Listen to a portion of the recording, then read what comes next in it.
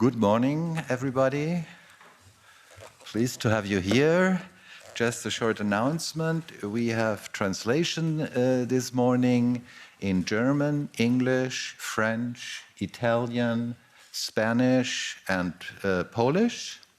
And you can select the language here in the room with a little device. And also the people who are joining us from outside can click on a button on the left below that says floor, and then you can choose your language and switch your language as often as you want. And with this, I hand over to Martin Haeusling, our host today. So a very warm welcome from my side. We have translation, so you can switch. I switch in German. Ja, ich darf alle ganz herzlich begrüßen hier auf einer Konferenz, die wir jetzt endlich wieder mal physisch abhalten können. Und dass das jetzt dringend ist, so eine Konferenz abzuhalten, zeigt die Entwicklung, die in den letzten Jahren sich hier abzeichnet, dass die Kommission unbedingt und viele Konservative unbedingt hier die New GMOs freigeben will, als neue Technik, als Antwort quasi für alles. Diejenigen, die hier länger sich mit dem Thema GMOs beschäftigen, wissen, dass wir diese Diskussion vor gut über 20 Jahren schon mal hatten, dass gesagt wurde, GMOs ist die Antwort auf alle Probleme, die wir haben.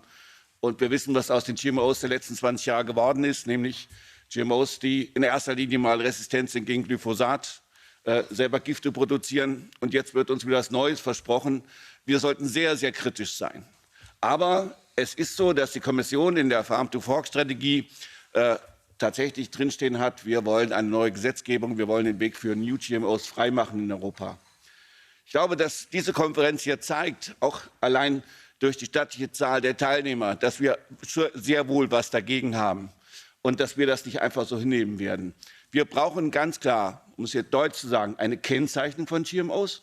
Das brauchen vor allem auch die Biolandwirte, die dürfen keine GMOs einsetzen, die wollen auch keine GMOs einsetzen. Wir brauchen eine Risikoabschätzung.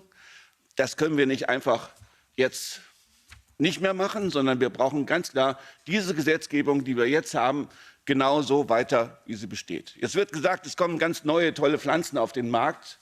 Ich habe gestern gesehen, es gibt eine neue Designer-Tomate, die wahrscheinlich irgendwie in 3 Farben strahlen wird.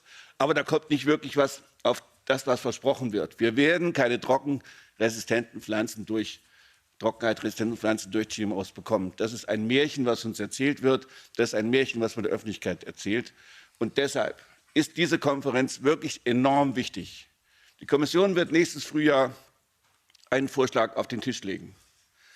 Da müssen wir bereit sein, tatsächlich auch den Widerstand dafür zu organisieren. Und wir als Zivilgesellschaft müssen unsere Stimme laut und deutlich erheben, dass wir klar machen, so liebe Kommission, so liebe Konservative, hier geht das nicht. Wir sind die Stimme der Zivilgesellschaft, die ein klares, deutliches Zeichen setzt für ein GMO-Free Europe. Vielen Dank.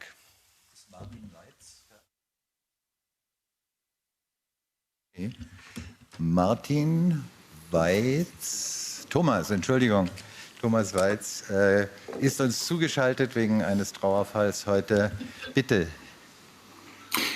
Yes, good morning, everyone. Yes, unfortunately, I can't join you physically because I have to and will attend the funeral of my grandmother, which is of great importance to me. But what is of very high importance as well, and that's why I still wanted to say some welcoming words to you, is that we counter this attempt of industry to kind of get around a proper regulation of GMOs and to try to kind of deconstruct the very legitimate resistance of many regions of the European Union against this technology. I mean, what do we see here? We saw GMO-free regions across the whole European Union flourishing. It is for the regions a quality of nature friendliness, of respect towards biodiversity. It's a clear statement that we shouldn't do experiments with genetically modified plants in free nature. And this is a very important movement that we would like to kind of revitalize and keep up the pace base of resistance against GMOs. What do we hear from industry? We hear a lot of fake announcements. New GMOs will save the world in terms of hunger, so we'll feed the world. New GMOs will tackle all the problematics of climate change and droughts and so on. New GMOs will solve any pests and reduce pesticides, and even arguments come why this would actually be the most important thing for organic agriculture, because this could lead to zero pesticide agriculture. But just reality is that these announcements are not met with reality. Reality looks completely different. Reality shows that it's basically, and Martin mentioned, it's basically about varieties that are resistant against herbicides or produce pesticides within them and are harming nature. What industry also says is, well, you know, these new GMOs, we're just manipulating within the genome. So this is the difference to the old GMO techniques. And this is actually the same as nature would also do, and the same that could happen naturally. Well, first of all, the question is, if that can be happening naturally, and if you can't see the difference, why do you want to have patents on that then?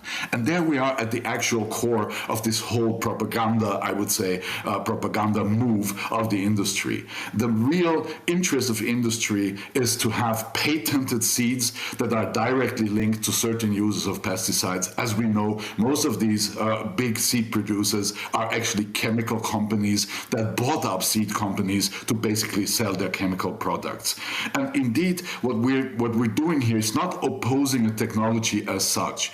To have genetically modified organisms in closed bioreactors in a safe environment is something that we see also that is improving the production of our medication, as an example. We can also use this technology for gene sequestration, so we can actually have classical breeding systems where we can then check the produce of our breeding with genetical sequencing, and through this accelerate classical breeding techniques. But for this, industry has no interest at all, because for a classical breeding technology, even if you accelerated the speed with genetical sequencing, you cannot claim patents. And patents is everything industry is about, and we have to acknowledge that everything else are fake arguments towards nature protection or towards, I don't know, helping farmers.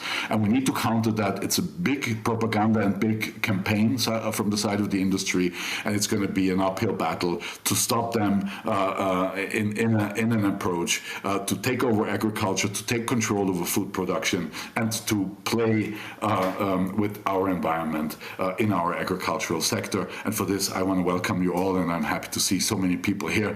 We will join forces and do our best to tackle this very, I would say, very heavy attempt of industry to take over here. Thanks very much for coming, and we will see each other in the next few months, side by side, fighting this attempt. Thank you very much.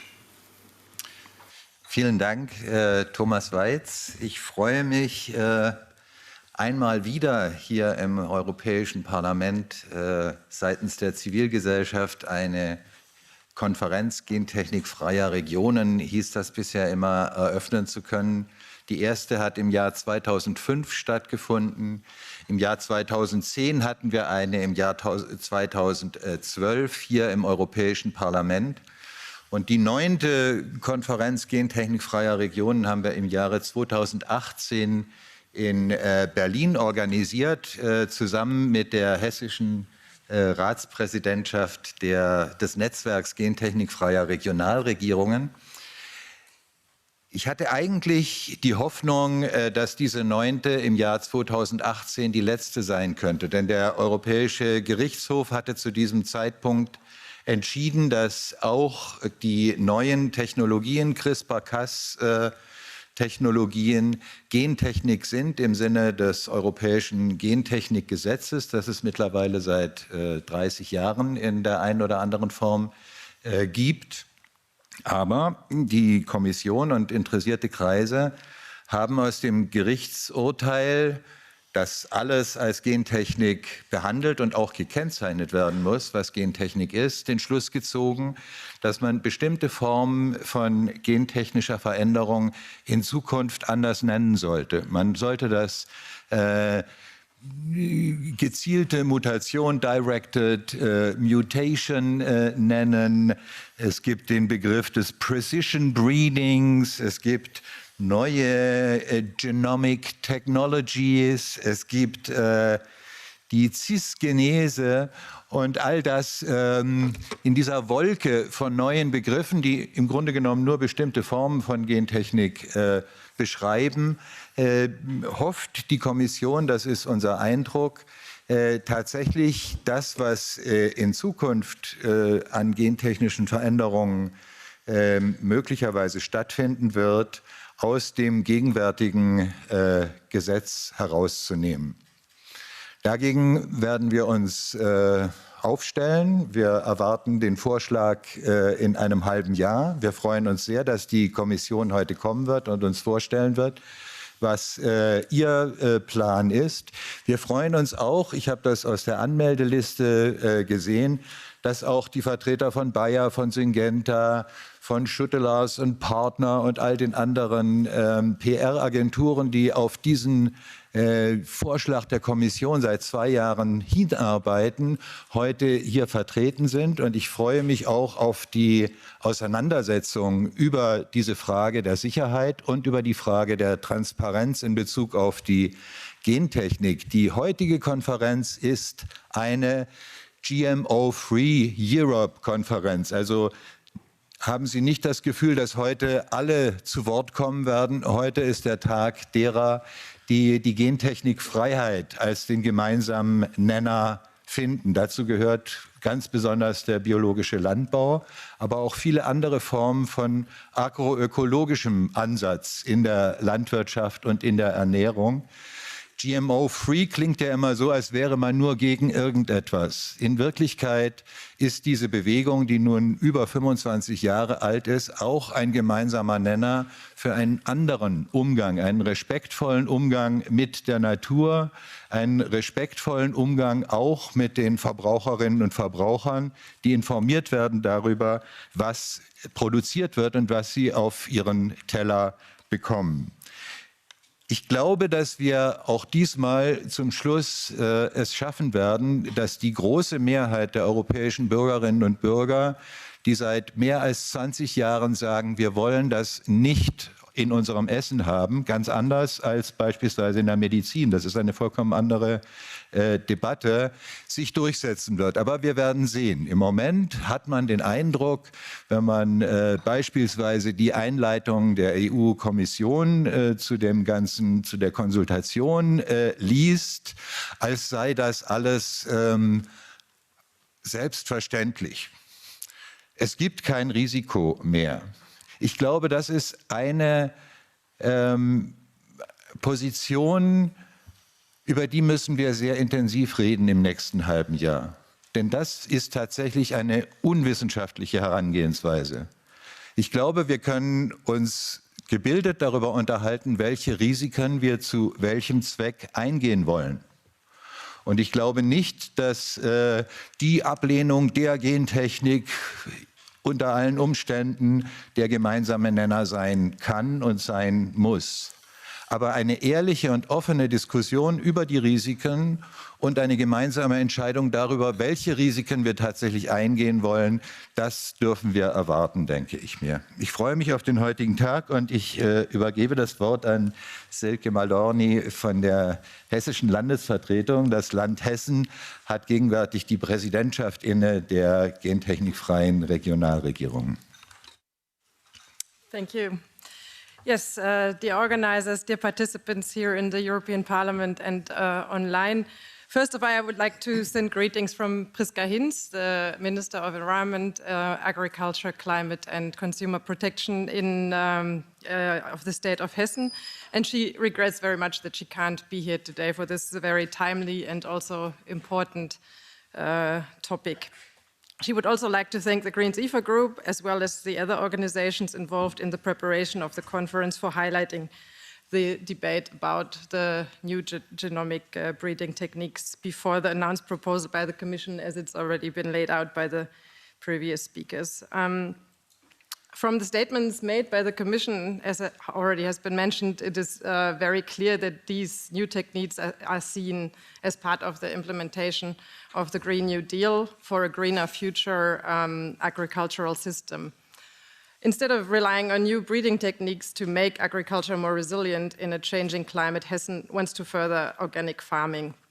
This should help to counteract the advancing climate change, preserve biodiversity, and protect water and soil.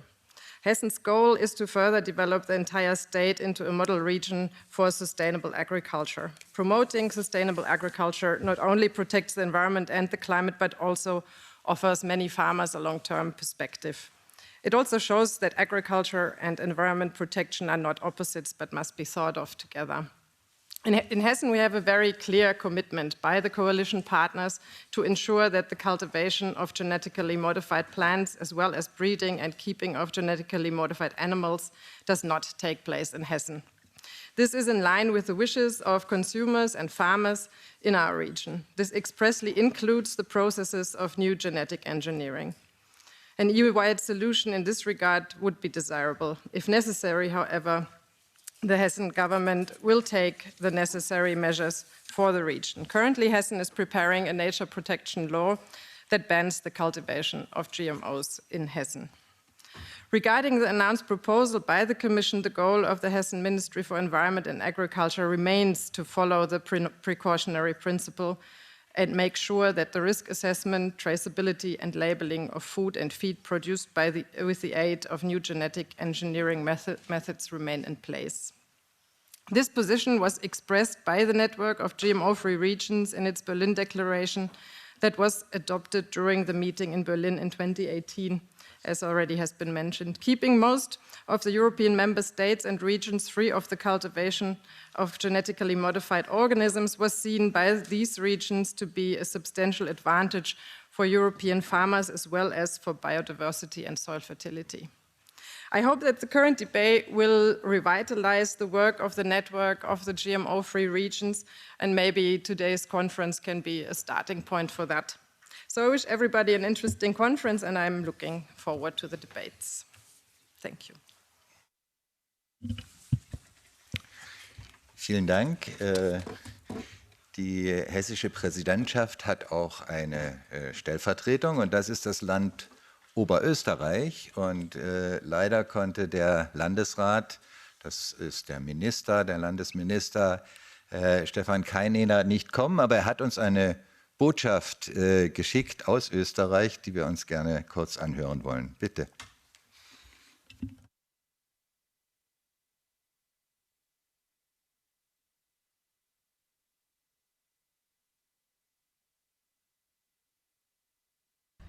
Dear ladies and gentlemen, unfortunately I'm not able to attend the event today in person, but I would like to address greetings to you and thank you for your interest in this important topic. Austria is a pioneer concerning GM-free production and organic production. Upper Austria, with many other regions and institutions, has strongly advocated for the right to stay GMO-free years ago. Now, the European Commission is discussing relaxing the rules of new genomic techniques, and a proposal on this is expected by the middle of next year. The European Commission sees great potential in new genomic techniques in terms of achieving the goals for the Green Deal and the farm-to-fork strategy. For some of us, the arguments put forward may sound very familiar. But opportunities often come along with risks. Therefore, we need to use new techniques responsibly and without giving up our high standards in protection.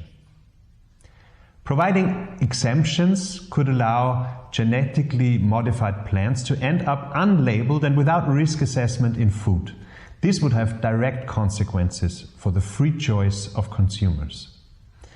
In line with the ruling by the European Court of Justice in 2018, the 9th Conference of GMO-Free Regions stated in its Berlin Declaration that, I quote, "The regulation of all GMOs and methods for genetic engineering are subject to precautionary risk assessment and transparent approval procedures as well as labeling and traceability obligations under GMO legislation."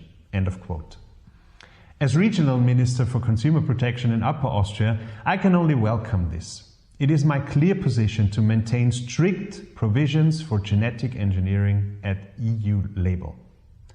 I am pleased that today's event will actively contribute to the discussion on the challenges of those new techniques. It is important to team up stakeholders and gain public awareness for this issue upfront the legislative procedure.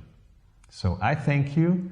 I thank the organizations engaged for hosting this event, and I wish you all interesting discussions. All the best from Upper Austria. Thank you very much. And now I hand over the next session to my colleague Eric Gall from IFOAM, the Organic Farmers and Consumers Movement in Europe, is the co-organizer of this GMO-Free Europe conference today. And we are now entering into the scientific part of our session. Eric and the other scientists are welcome to join us here.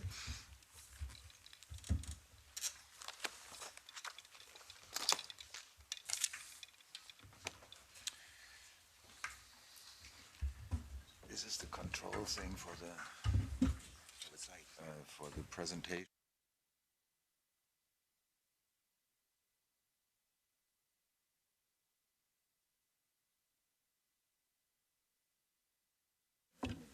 Thank you very much, Benny, and good morning to everybody. So indeed, I represent IFOAM Organics Europe. As you know, the organic movement, first of all, we'd like to thank Martin Haeusling and the Green Group in the European Parliament for hosting this event, which we are very pleased to have co-organized with Save Our Seeds. And I would like to thank my colleagues from IFOAM Organics Europe, in particular Helene Schmutzler, for organizing this event. As you know, the organic movement has taken a very clear stance at the international level on the fact that genetic engineering techniques are not compatible with the principles of organic farming. The organic movement has been a driver for innovation, but we believe that innovation should fully take into account farmers' needs and should respect the natural resources on which we depend for food production as well. We hear a lot the same language elements in the last months, that allegedly these genetic engineering techniques, gene editing, would only achieve modifications that could happen in nature or that could be achieved through conventional breeding. We hear as well that they are necessary to contribute to sustainability and to achieve the goals of a farm-to-fork strategy to transition to sustainable food systems. Well, with this first panel, we will precisely hear from scientists to what extent this is a reality or not. So I have a pleasure to welcome our three panelists today.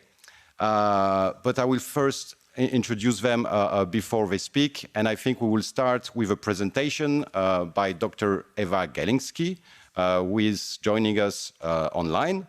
Dr. Gelinsky is an independent scientist from Switzerland. She's an expert on seed policies and science. She's also working as policy coordinator of the Initiative for GMO-Free Seeds and Breeding. She is a member of a federal ethics committee on non-human biotechnology in Switzerland, and with her presentation, she will dissect precisely this narrative on sustainability of novel genomic techniques, such as drought resistance. Good morning, Eva. Are you with us? Good morning, everybody. Thank you very much for the introduction. Well, I don't know if is my presentation. Okay, it's coming. Perfect. Yes, as we already heard, new genetic engineering methods are being brought into play as a solution in order to meet the challenges of climate change. Next slide, please. The new genetic engineering methods, such as CRISPR, enable, among other things, several simultaneous changes within the genetic material, which are hardly possible with conventional methods. This is linked to the hope of accelerating research and breeding in order to find advantageous characteristics and develop new combinations more quickly than before. The techniques are used, for example, to study the regulation of genes and their involvement in the response to climatic stress factors. However, generating stress tolerance in plants by means of genetic engineering will remain a challenge, even with the new methods. For there is no single trait, for example, drought tolerance, that can be bred for or even integrated into plants. To stay with the example of drought tolerance, plants have numerous ways of reacting to a lack of water.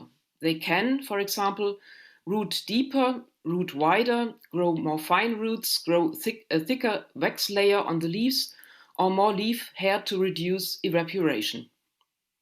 Which of these reactions plants are capable of, or particularly capable of, depends within their species characteristics on the genetics of the individual plant or variety.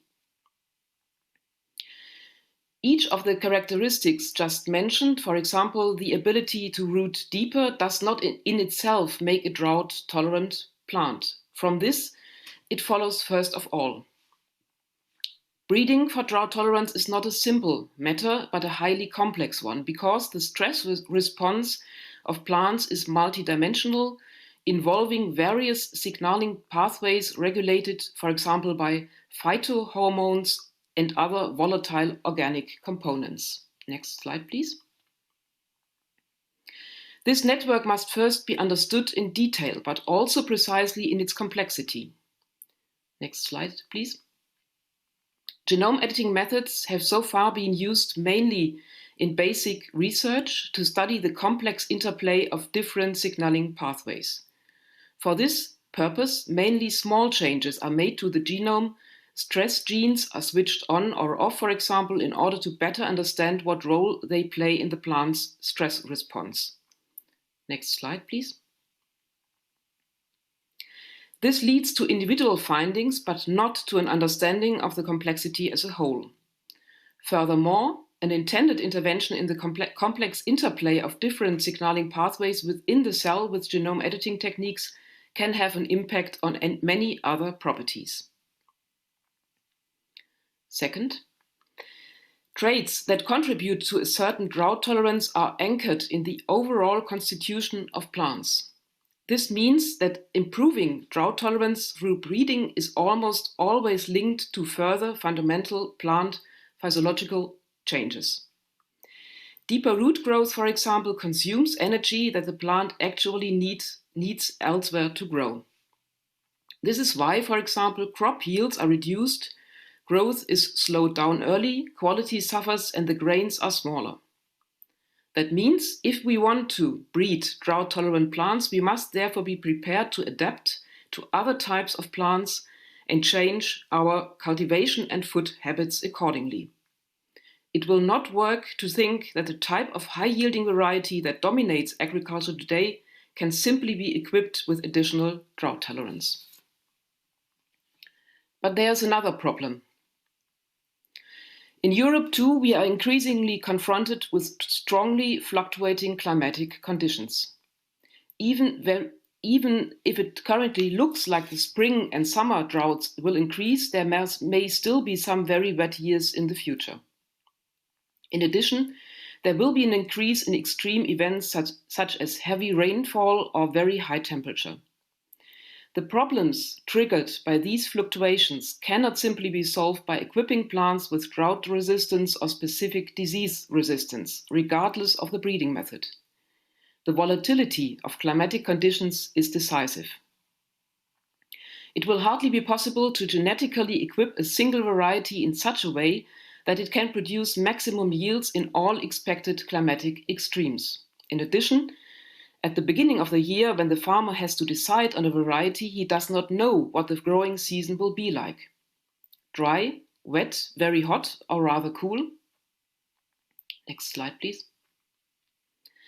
The good news is that there are already solutions available that could be implemented very quickly. I will just give one example. It is possible to grow different varieties of a species, such as wheat, in a mixture. The yields and quality characteristics of these mixtures are often better than the average of their pure seeds. This means that by cultivating in mixtures, more can be harvested than if the respective varieties were cultivated separately.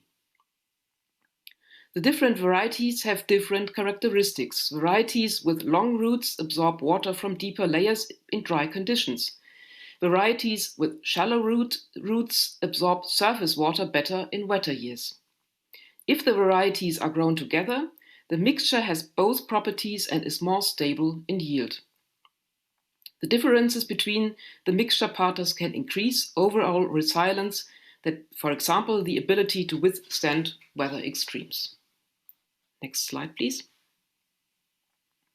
I will sum up. In view of the effects of climate change that can already be observed and the developments that are emerging globally, there is a great urgency to adapt agriculture in Europe to the rapidly changing conditions. Due to the complexity of climate-relevant traits I just described, it cannot be assumed that the new genetic engineering approaches can contribute to the adaptation of agriculture to global warming.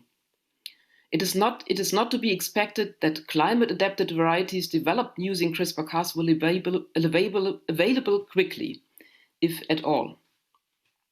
Next slide, please. This is also emphasized by the Swiss Ethics Committee on Non-Human Biotechnology in its latest report. The clear majority of members are skeptical about the ability of new genetic engineering approaches to make a relevant contribution to the adaptation of agriculture in the required timeframe. Next slide, please. On the other hand, various solutions are already available to adapt agriculture to the rapidly changing conditions. Next slide. But in this context, it is necessary to avoid path dependency in both research and practice.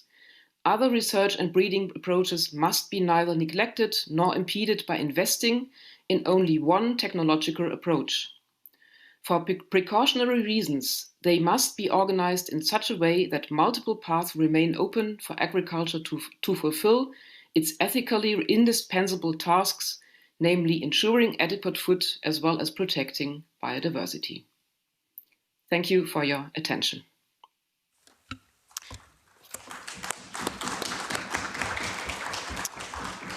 Thank you very much, Dr. Gelinsky. And indeed, I think any organic farmer would be able to tell you that to have a resilient farming system, first of all, you will need a healthy soil. And the whole idea that you could claim that a product is sustainable on the basis of a trait or a given variety is certainly a bit simplistic. So thank you for clarifying these aspects. Now we will turn to the issue of risk assessment and precisely of the narratives that surround new genetic engineering techniques. And we have a pleasure to have with us Dr. Christoph Ten, who is the Executive Director of TESS Biotech and the coordinator of a coalition No Patents on Seeds. With a background in veterinary science, Christoph has been working for about 20 years on issues in the field of biotechnology. And his presentation will indeed address issues around the EFSA report, the European Food Safety Authority report, and the proposed risk assessment requirements. Christoph, the floor is yours. Yes, thank you very much. I was told I can tell you everything, but it should not take longer than 10 minutes, so I try to be short, and apologies to the translators. I'm representing TESS Biotech in this meeting. TESS Biotech is following science from the perspective of the health of the protection goals, such as human health and the environment and nature. And we just recently published a report, and we were pleased that our report was published, which was written by us. And so you can find it online, and you can read what I might have omitted or not explained properly. Next slide. How does this work? Nothing does work. What was wrong with this? Okay, now it looks better. Okay. So the main findings from this report are that the differences between conventional breeding and the new genomic techniques might be easily overlooked, but they might also have severe consequences if they are overlooked. So we describe the differences, and we describe the intended and the unintended differences on genetic level, on the level of the organism, and the level of the environment. And we found out that EFSA never had a mandate to fully assess the unintended effects. That's a quote you see at the right-hand side, yeah. They committed themselves. So we think it's a risk that the European Commission will come to the wrong conclusions based on lack of data or lack of scrutiny. Next slide. Okay. So one reason for the unintended effects are the complex mechanisms to perform new genomic techniques. First step is a multi-step process, and the first step, for example, you first have to integrate the DNA for the gene scissor into the cells. So we have a transgenic plant inheriting the DNA of a gene scissor. Of course, this also goes along with unintended effects. Next slide. And as a risk, if these unintended effects escape the attention, are exemplified in the case of a dehorned cattle, which in his genome had a bacterial DNA, which was overlooked by the researchers and also by the authorities in Brazil. And if you use such a cattle for further breeding, these unintended effects will quickly spread throughout populations, and then large populations of, in this case, animals will be affected, and you take measures to slaughter them, maybe, as it was the case finally with this dehorned cattle. It was slaughtered and its offspring before it could be used in breeding, but this could also have been done in the opposite way. So next slide. So we think, because it's such a complex technology, we think all intended genetic changes, all unintended genetic changes have to undergo risk assessment, as well as all intended effects, unintended effects, which may be immediate, delayed, or cumulative. And this is exactly what is requested by the current GMO regulation, and we think this should be applied. But, next slide, we are also afraid that the European Commission, based on lack of sufficient assessment, might come to the conclusion that in future the system gets fragmented and no longer the unintended effects are really assessed. So this would mean that many unintended effects could come to the market unintendedly and then spread throughout the populations. Next slide. We also did some further risks issues. We think also that we should also have a systematic approach on this and look to the overall picture of the releases into the environment. And there we see that a large range of species is involved with a large number of different traits. And so we have to think about how to control this in terms of scale of releases, number of releases, and type of releases. Next slide.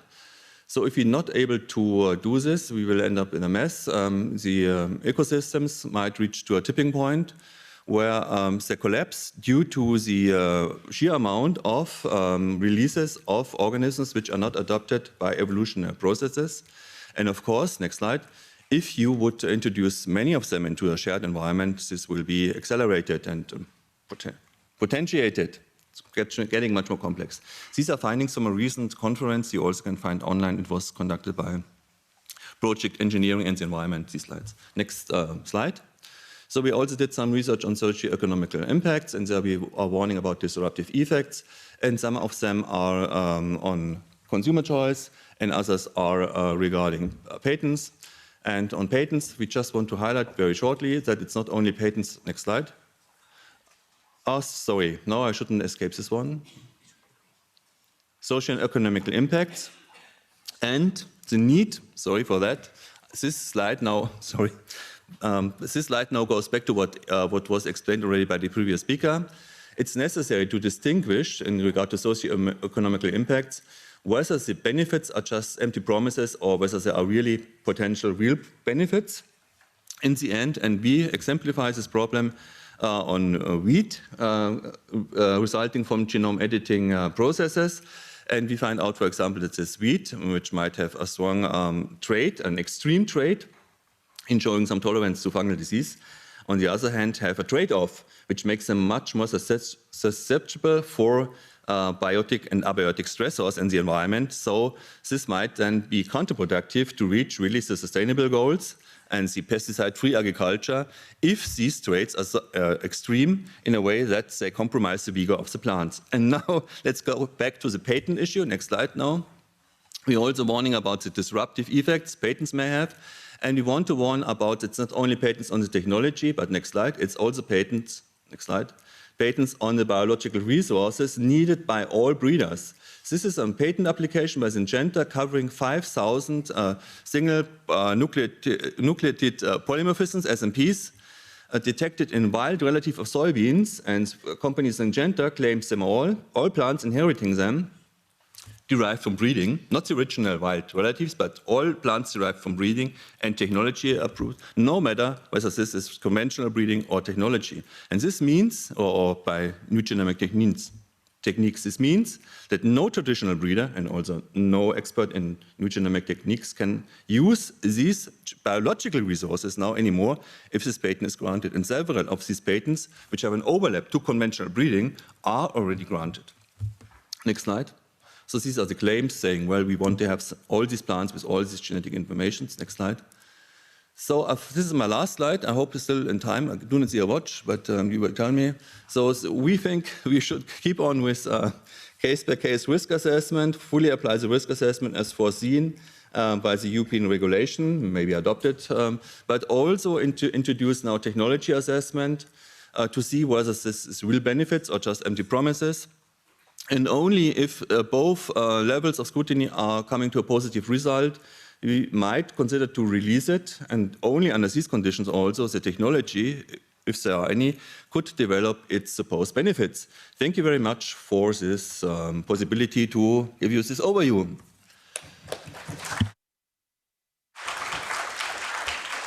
Thank you very much, Christoph, and also for keeping the time. I must say that it sounds a bit quite surprising that EFSA was not even mandated to look at the unintended effects of genetic engineering processes when we know that it's one of the main reasons for concerns, which is also widely reported in the scientific literature. And thank you for raising the issue of patents on seeds as well. It's an aspect which is often overlooked and not addressed at all by the European Commission when it considers this potential deregulation of new genetic engineering techniques. And both your organization, No Patents on Seeds, your coalition, and Via Campesina, I must say as well, have issued recently a very interesting report on this crucial aspect, which is a clear threat as well to the European model of plant breeding. But we will turn to our last panelist to enlighten us on these scientific aspects, Dr. Margret Engelhard. Thank you for being with us this morning. You are the head of division and senior researcher on GMO regulation at the BfN, which is the German Federal Agency for Nature Conservation. And with more than 70 scientists, peer-reviewed publications on various topics surrounding GMOs like case-specific risk assessments, the effects of GMOs on wild population and gene drives, your talk will shed light on the technological impact assessment requirements. So thank you, Dr. Engelhard, and the floor is yours.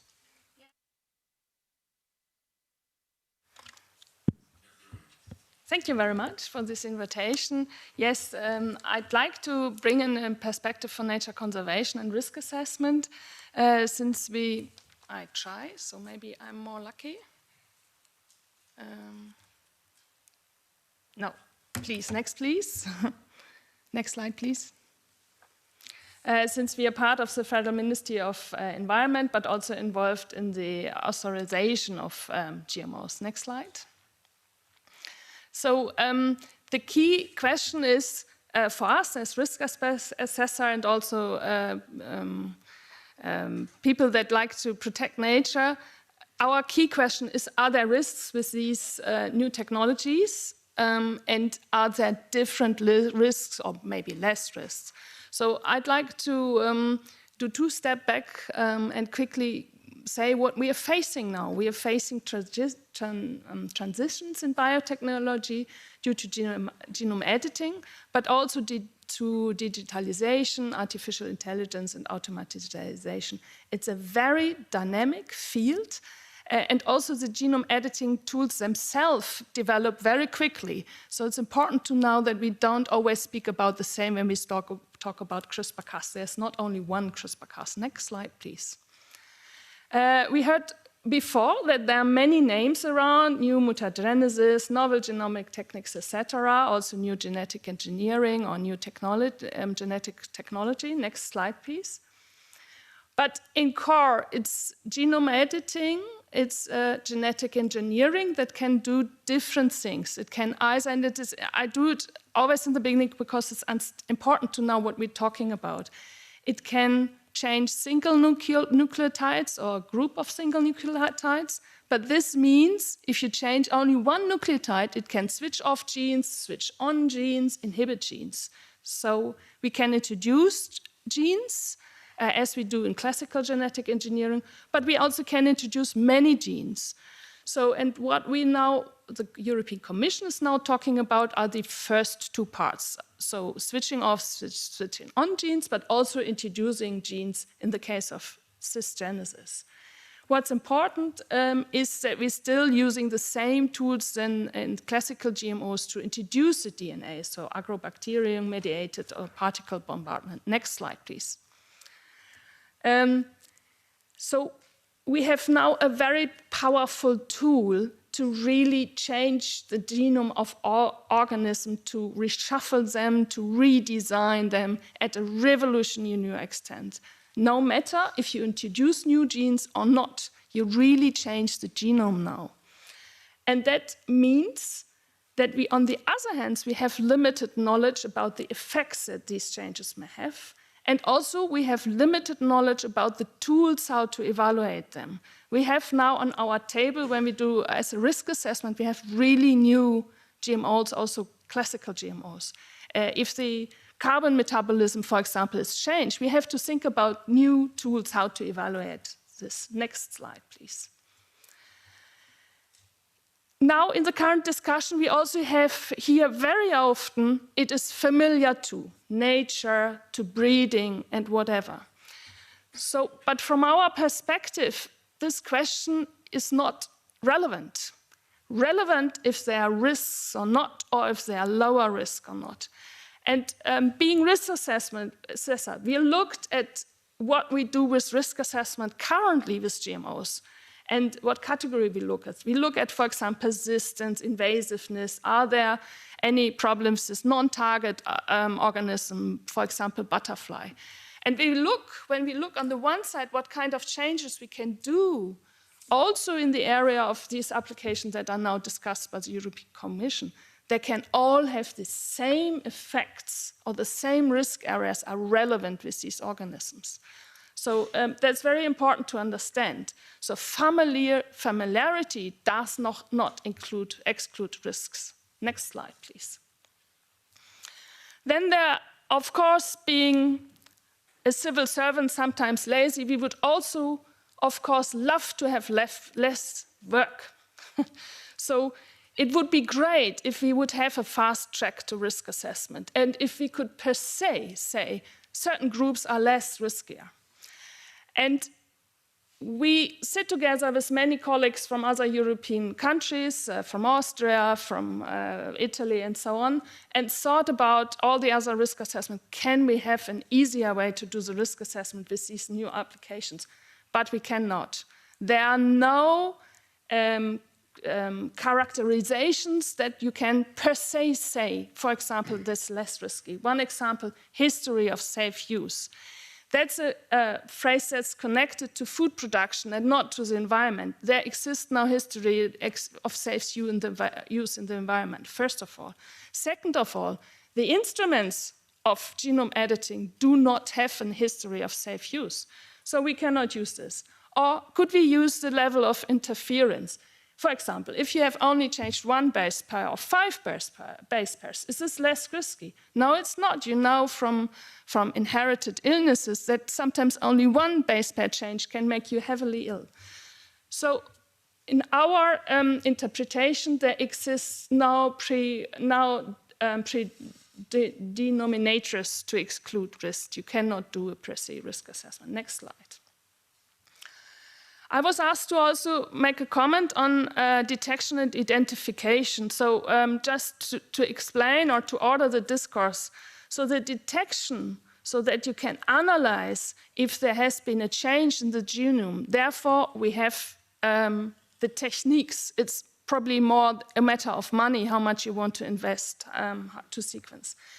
For the identification, it's important that you know what you're looking at. And there's no difference between the classical GMOs and the new GMOs we have here.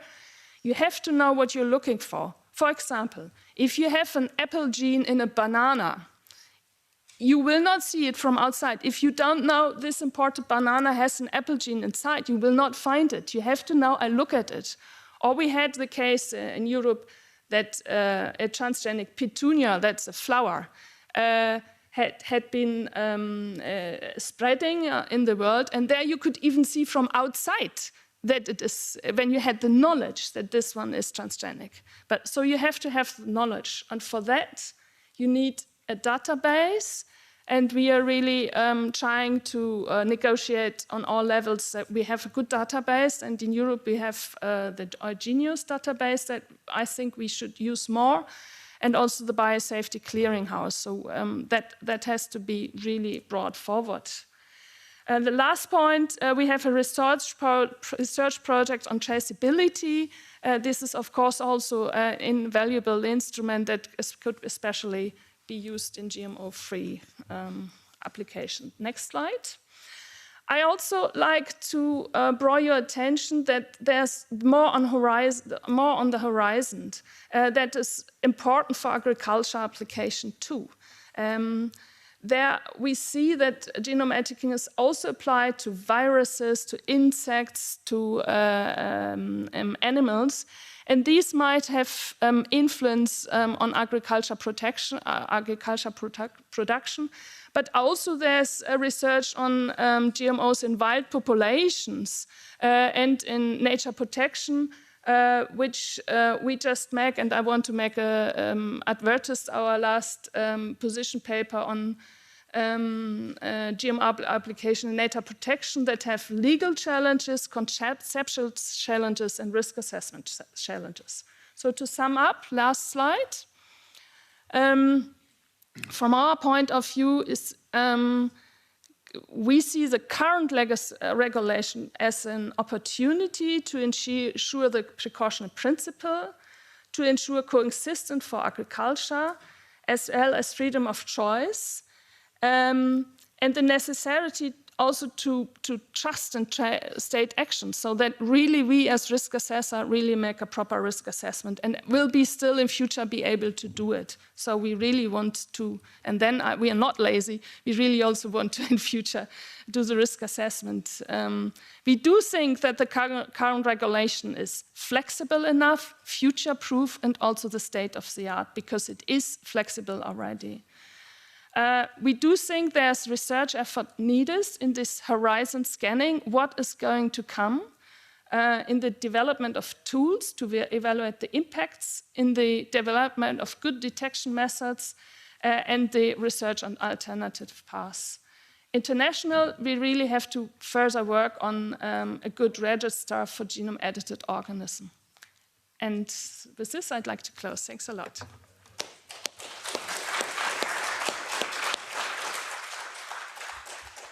Thank you very much, Margaret, for raising all these important aspects on the risk assessment, but also on the importance of traceability and the obligation for applicants to provide information that allows for the identification of GMOs that they want to put on the market. So I very much hope that the BFN will have a chance to also present these views to the European Commission as well, because if the Commission decides to move forward with a new legal framework, there are many aspects of a current legal framework that would clearly need to be incorporated in a potential new legal framework. But as you said very clearly, on many aspects, the current legislation at the moment provide this guarantee. So thank you very much. We thought it was very important to start our day with shedding some light on some of these scientific aspects. So I want to thank our three panelists very much once again. And now I hand over to Benny Herlin again for the next panels on the economic impacts of new genetic engineering techniques with quite a number of distinguished speakers. Over to you, Benny. Thank you.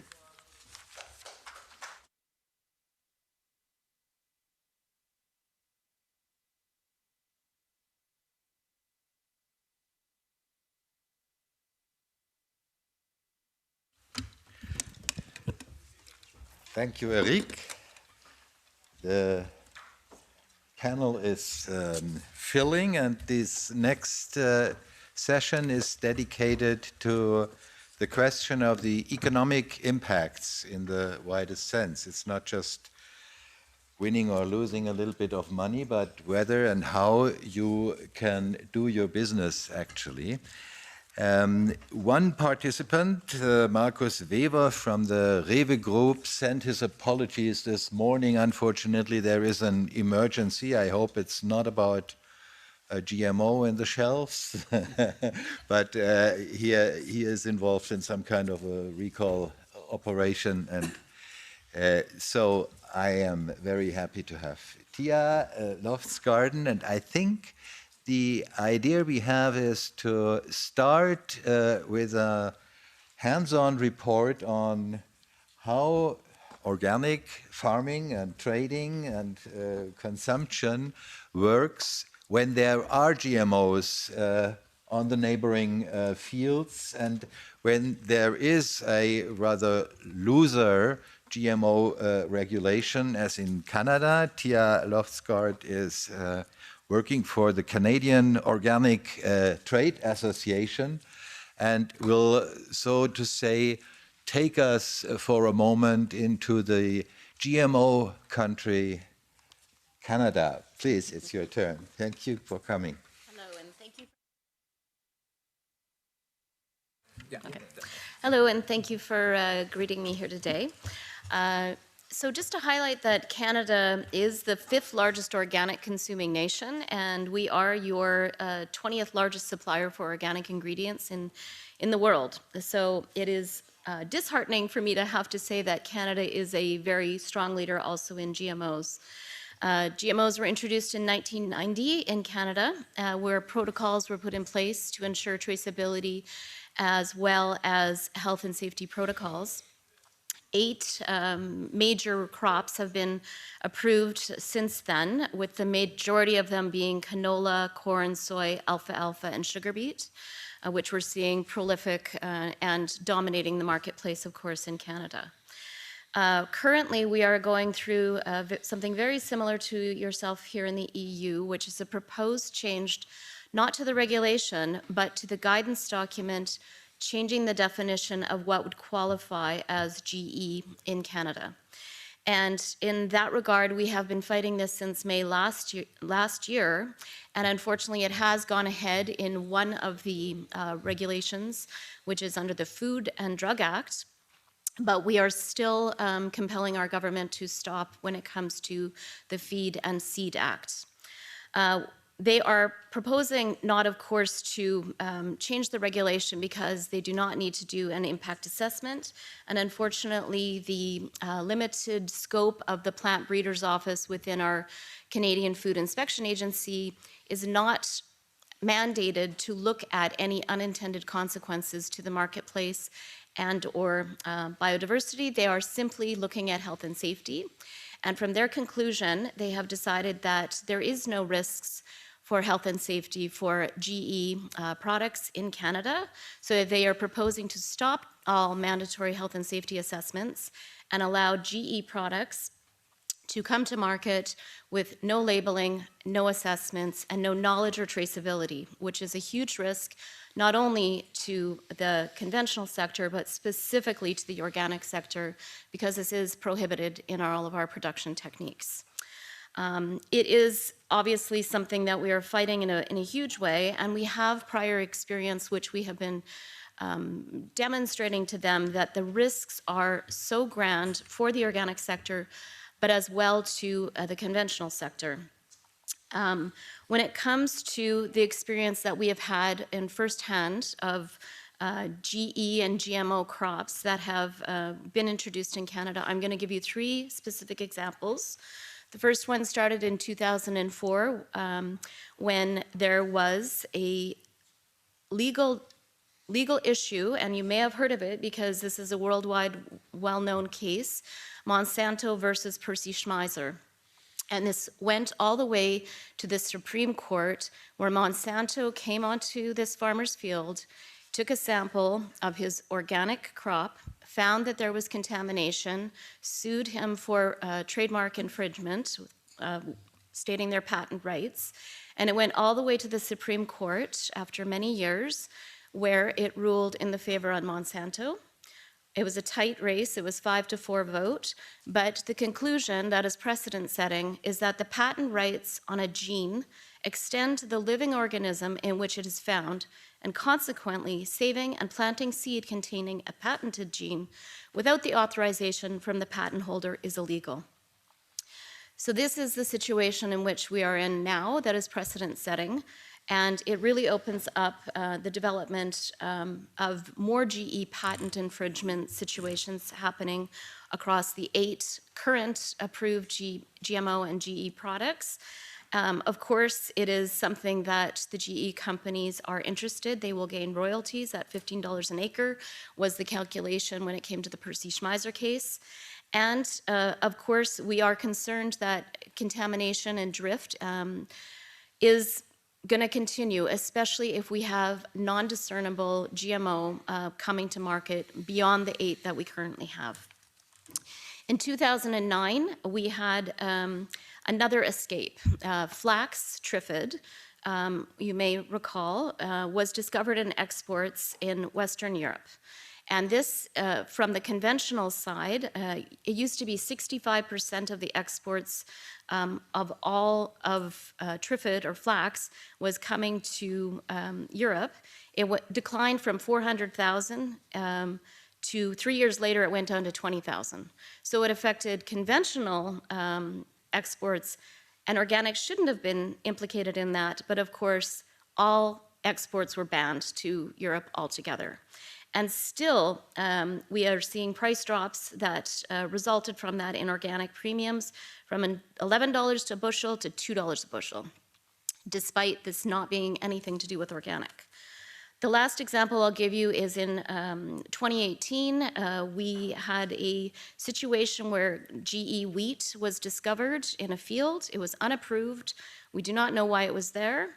But essentially, it led to a ban of all wheat exports. And as you know, Canada is the world leader on wheat production. Immediately, we were banned from Japan and Korea. Again, this should not have affected organic, but of course, we were implicated as well. There were costs to the taxpayers, of course. The land continues to be monitored to find out have they actually captured all of the escape. And of course, industry lost sales for quite some period of time, as well as damaging the reputation of Canada. Of course, what we are very concerned about is there is GE wheat available and approved in other jurisdictions. If the proposals go ahead in Canada, we could risk losing all of our wheat and our seed variety, which is a bigger issue. So the highlights of these risks that we are facing and that you would be facing if the proposals go ahead is your inability to trace and recall, the cost of testing. Farmers have to test for GE right now to try and make sure it's $350 a sample. And just with one farmer, over $500,000 a year he spends on GE testing. Of course, there's going to be higher risk of contamination, and farmers could purchase organic, or they could purchase GE seed not knowing because it's not going to be labeled and it's not going to be traceable in any way. So they would lose potentially their organic certification if they're buying any non-organic and non-GE, or sorry, is GE seed or feed. Of course, they will lose their organic premiums and then have to wait the 3 years for organic certification again. So we value our partnership with the EU. We always find that you are our shining light for sustainability in agriculture. I come to you in peace and hope that we can all unite on this topic to make sure that we stop what's happening in Canada and that we unite with the EU. You're a valued trading partner, and I think we can fight this together. Thank you.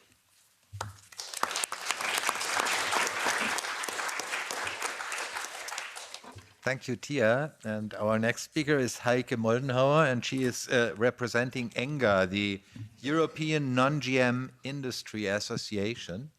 And she will let us know more about it in a minute. The floor is yours, Heike. Yes. ENGA, European Non-GMO Industry Association, is the name of our organization. We are the EU representation of the conventional non-GMO sector in Brussels. The non-GMO sector is the response to the labeling gap under current EU GMO legislation.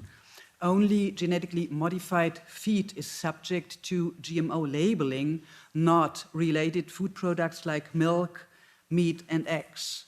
The non-GMO sector, that are companies that exclude genetically modified feed in their products and that use a non-GMO label. Non-GMO labeling is based on national laws and on industry agreements. A non-GMO label is used on a voluntary basis, driven by supermarkets like Aldi, Carrefour, Lidl, and Rewe, who use it for their own brands, for their private labels. The non-GMO label is a reaction to consumer demand and a higher transparency standard than required by EU law. The largest markets are in Germany, in France, and in Austria, with sales in Germany alone of more than 13 billion euros. Let me start with a quote from the retailers' resolution initiated by ENGA in 2021 and signed by conventional and organic supermarkets together. Under the heading, European retailers take a strong stand against deregulating new GMOs, it says, the significant increase of non-GMO products in supermarkets throughout Europe in recent years shows how transparency conforms to consumer preferences and demand. If the lobbying initiatives to lower these standards and laws for new GMOs succeed, we as retailers would see our credibility, quality management systems throughout the value chain, and commitment to transparency placed at risk. Our expanding organic and conventional non-GMO product lines would be under particular threat of damage or destruction. End of quote. This attitude is reflected in the food and retail sector's positioning in the public consultation on new genomic techniques recently published by the Commission regarding risk assessment requirements and transparency via a physical label. The majority of organic and GMO-free operators, food retailers, and the food processing sector is in favor of maintaining the current regulation. The whole food sector, not only the non-GMO sector and the organic sector. The reasons for this position are evident. Most new GMOs will end up in food. The food and the retail sector is responsible and liable for all products it produces and sells. It depends on a thorough risk assessment. The food and the retail sector knows very well that a substantial amount of consumers has no demand for GMOs in food, that GMOs don't sell. It depends on traceability and labeling requirements. And it would be the food and the retail sector that would be confronted with critical inquiries and anger of consumers should it come to a deregulation. Deregulation would mean, firstly, a loss of control over all feed and food value chains due to a lack of a GMO labeling. New GMOs can be present everywhere, not only in non-GMO and organic value chains. Second, a deregulation would mean loss of consumer trust. How to explain if a non-GMO product is contaminated with a new GMO, and how to explain that organic could be with GMOs. Thirdly, massive setbacks in the conventional non-GMO sector with the threat of a full collapse. A non-GMO label is a very strong, a very explicit claim. It only makes sense if it is comprehensive and reliably can exclude old as well as new GMOs. Otherwise, it's meaningless. To conclude, the European Commission, with its deregulation plans, endangers two booming food markets, the conventional and the organic non-GMO markets. Therefore, we advocate for remaining the current EU GMO legislation.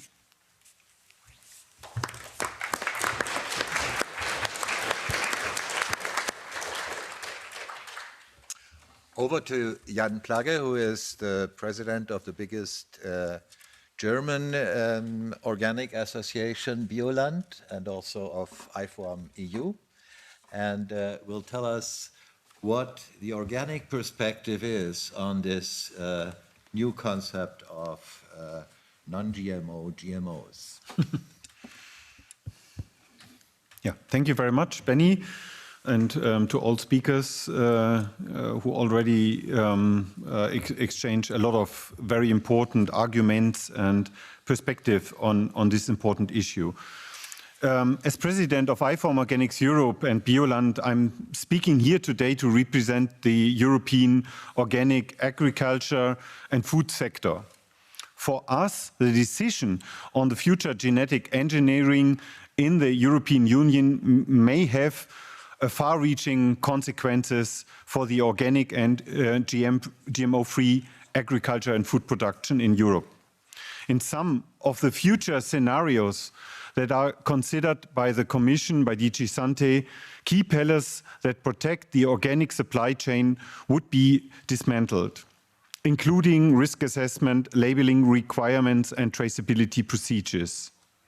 Up to now, the precautionary principle has been a cornerstone of biosafety policies in Europe.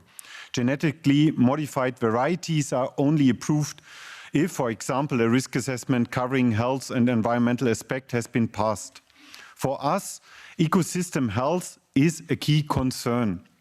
And any medium and long-term risk of genome editing must always be examined on a case-by-case basis with comprehensive risk assessment and scientific evidence.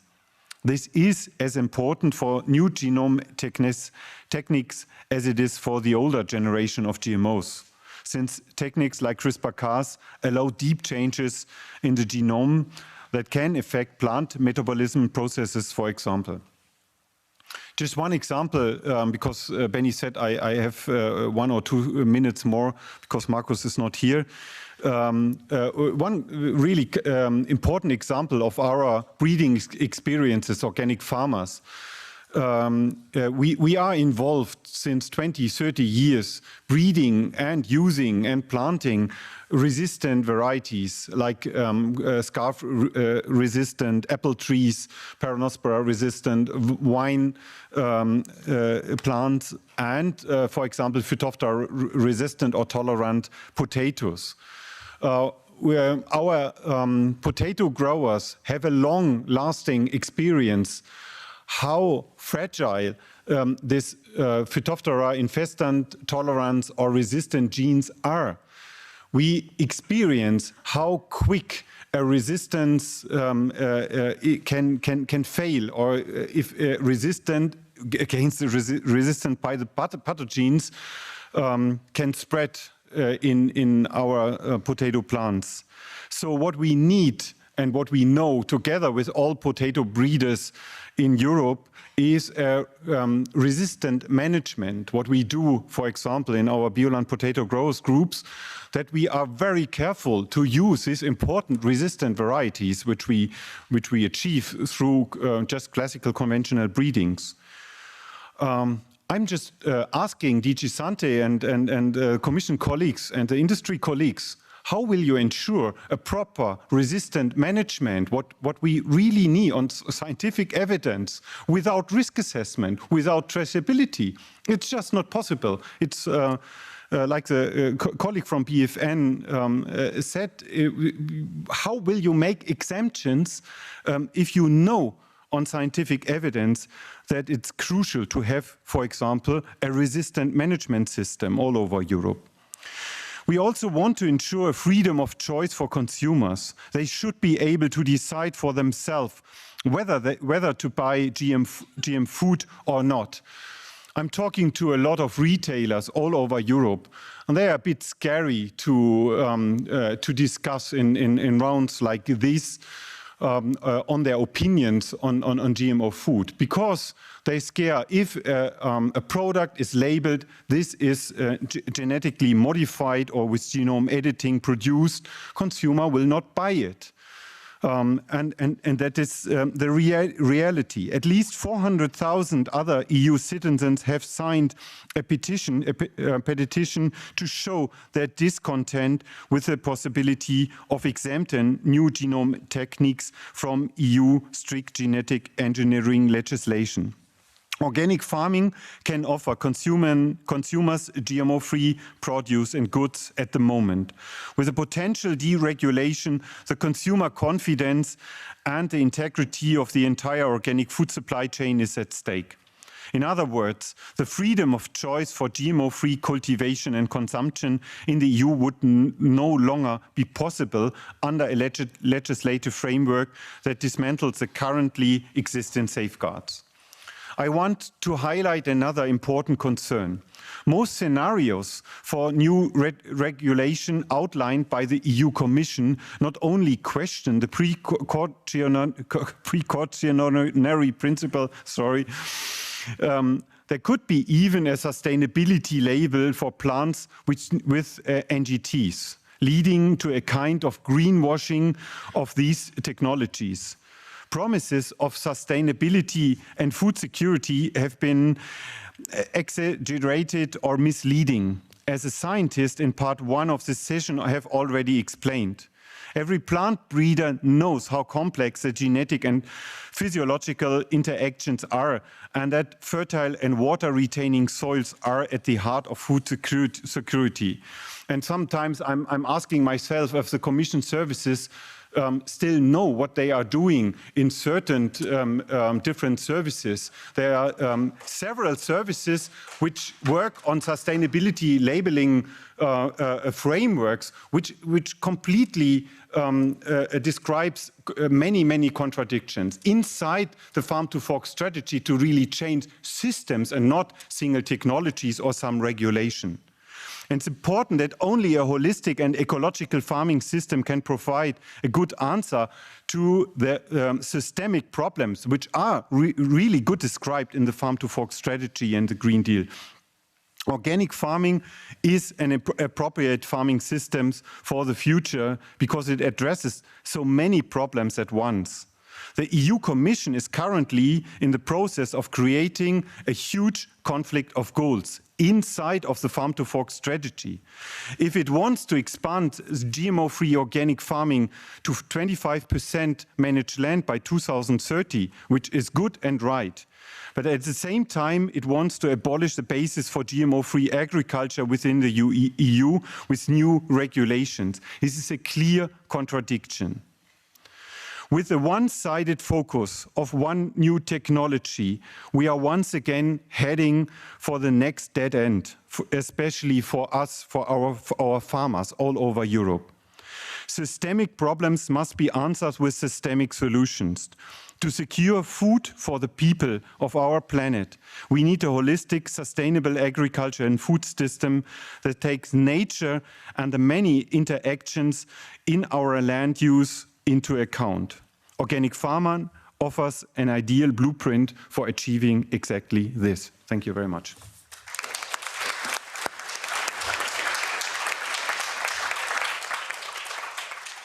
Thank you, Jan. And I directly hand over to Fabrizio Fabbri, who represents the European Community of Consumer Cooperatives, which is actually an impressive part of also the retail sector. Good morning, everybody, and thank you to the organizers for inviting us to give our perspective. What EuroCop represents, we are in 19 countries across Europe, not only EU. We are, the entire mass is it's about 7,000 cooperative enterprises with 94,000 roughly point of sales across Europe, employing some 750,000 people, employees. And because of the cooperative nature, this is governed directly by the members who are taking alive the cooperative, and complexively, so the COP system is owned by 30 million consumers members, with an annual total annual turnover of about 65 billion a year. EuroCop, as regroupment of the old COPs, is the second largest retailer in EU. What is COP's position on GMOs?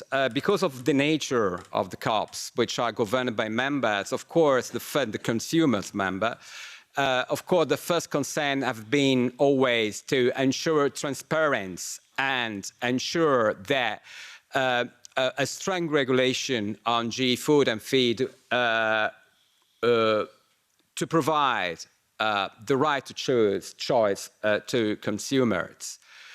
In many COP, especially the largest COPs, our members, they have set up their own G-free scheme and verification systems internally, just to ensure that G-free labeled own products were in fact as such. So they invested quite a lot of money. And it is, of course, COPs are strongly involved in promoting organic food and organic products, even through their own organic food brand. That the regulation of NGTs will jeopardize both the G-free labeling market, which is worth 10 billion, but I've heard that's probably more by the president of Engelhard, and the almost 45 billion for the 2020 vote value of the organic market. Again, the organic market is 2 digits increasing.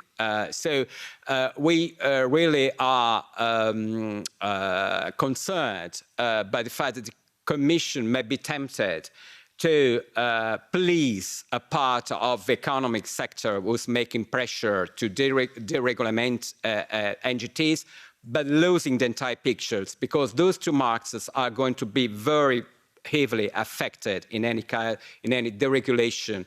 Any deregulation should happen. So we definitely have shared the opinion of the European Court of Justice. As a matter of fact, new NGTs are GMOs. And we call the Commission to fill up, if there is a need, to fill up technical and legislative gaps that will allow NGTs to be recognized on the market and as such, first tested and then labeled in order to give the consumer, keep the consumer the right to choose their food. Thank you.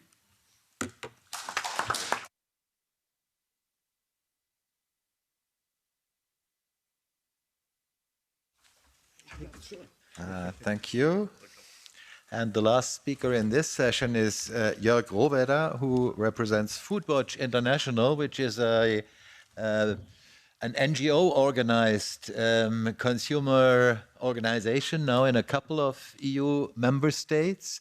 I should probably mention that some of the facts that Christoph Ten had presented earlier in his presentation have been presented by the order, or have been asked to be presented by the VZBV. That is the rather state-organized consumer representation in Germany.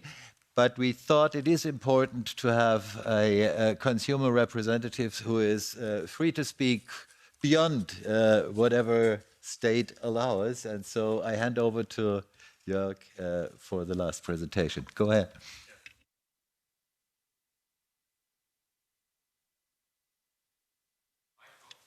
Mic is not on?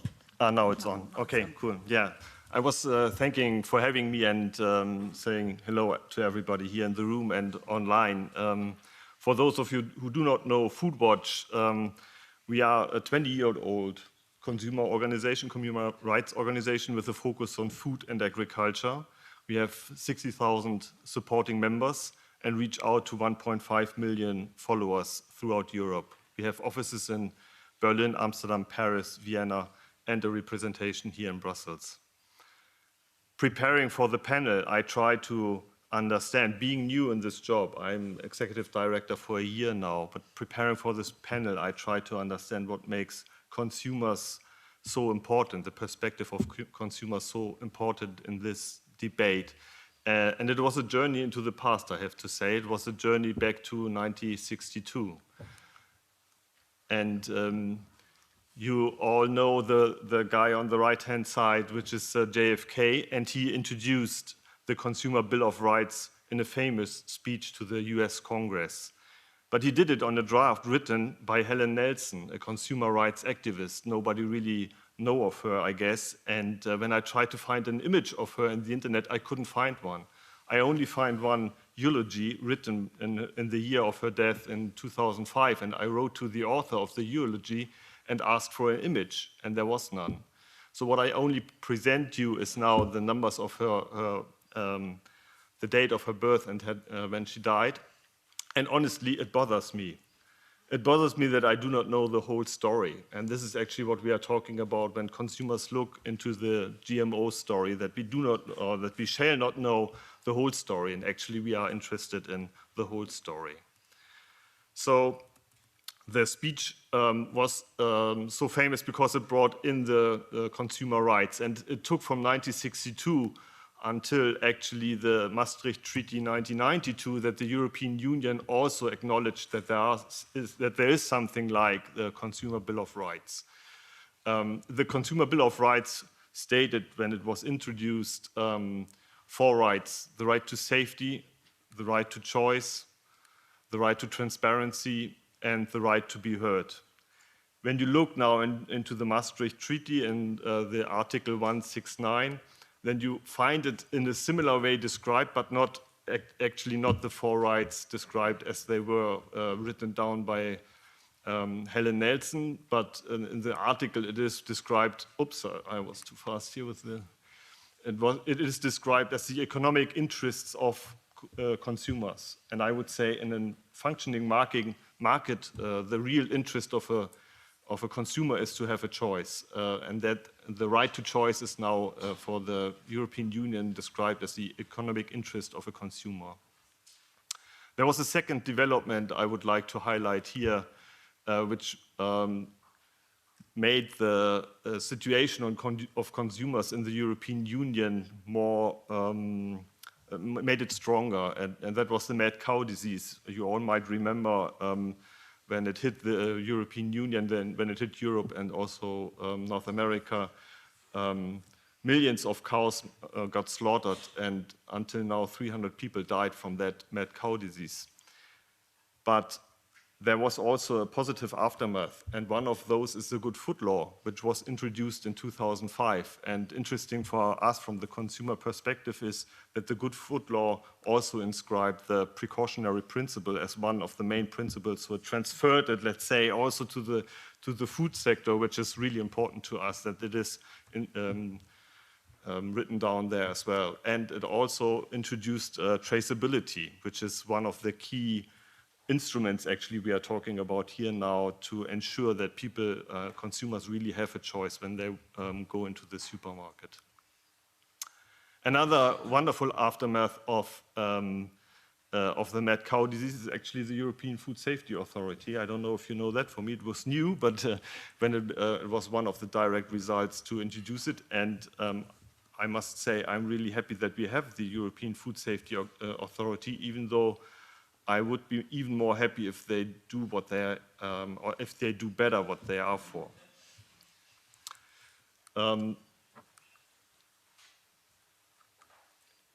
Looking into why is it so important, I also find, okay, I can say I'm happy about the legal situation, that the important rights are in the laws, in the European laws inscribed already. But what we also need to use our freedom of choice is that we have a supply.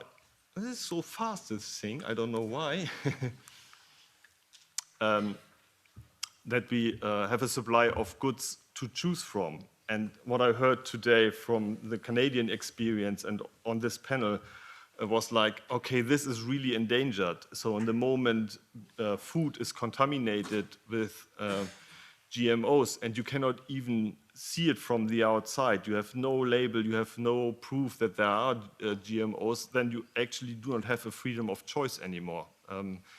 And a supply of goods to choose from today and also in the future is nothing you can talk about in the legal system, but it's in the material world. So it's not only talking about the right, but it's also talking about the material world. And what we also need is information and knowledge.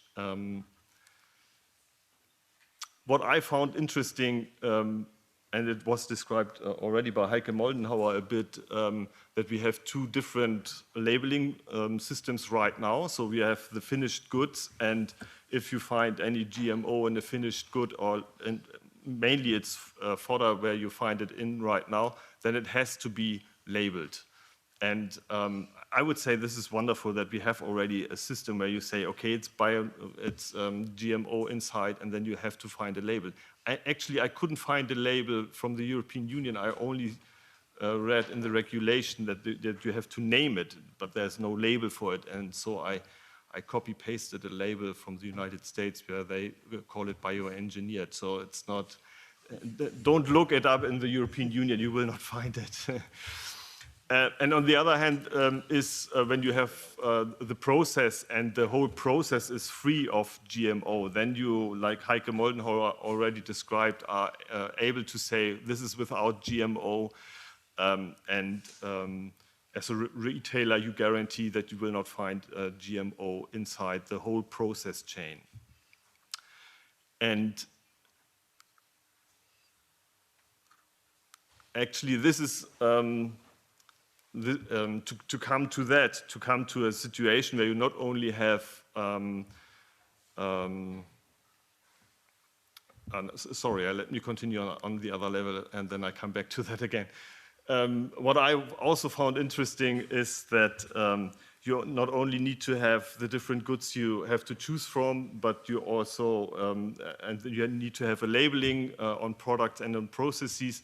You have different reasons for a person to decide whether to take it or not, whether to buy it or not. And I found two main reasons, motivations for a consumer to decide on whether you buy a product or not. One is science-based, where you really say, okay, I know it's science, and the science tells me there's a risk for my health, and if there's a hazard for my health, I will not buy it, or there's a hazard for common goods, like biodiversity, like the soil, and I see, okay, there's the hazard I do not want to take. I do not want to take by buying the food. And there are actually ethics we decide on. So we decide as a society what kind of goods are actually those we want to have on our shelves. And we are already agreed on we do not want to have child labor or slavery, and we do not want to have animal cruelty on our shelves, even though you can sometimes find it. And this is stuff we have to debate on. What I want to emphasize here is that the other side, the opponents or those who are interested in deregulating the laws are only saying, hey, for your health, actually there's no problem. If there's no problem for your health, then you do not need any labeling. And I would say, no, that's wrong, because we have a lot of motivations for a consumer to decide on whether to buy a good or not. And we do not value what the motivation is. We just make sure that the motivation you have, you can exceed it, that you can make use of it, and that you can see, okay, there's a product with or without GMO, and this is easy for me to distinguish, and then I can take my decision. To conclude, we as a consumer rights organization, we demand more than keeping the state of play. What we demand is actually full transparency on the product and on the process, so that whenever you buy a good, you can see easily that if it is produced with GMO or not. And that is actually simple. We have traceability. It doesn't cost much. Everybody knows what they are using. So it's actually quite inexpensive to establish this as a whole process for the European Union. You could have a simple logo, on-off logo, let's say, with or without logo, simple color coding, no score needed, simply green or red, and then you know what you are buying. And therefore, we are going beyond what is called now in a lot of petitions and demands, political demands, not keeping only the state of play, but improving it to a better system. Thanks a lot for your attention.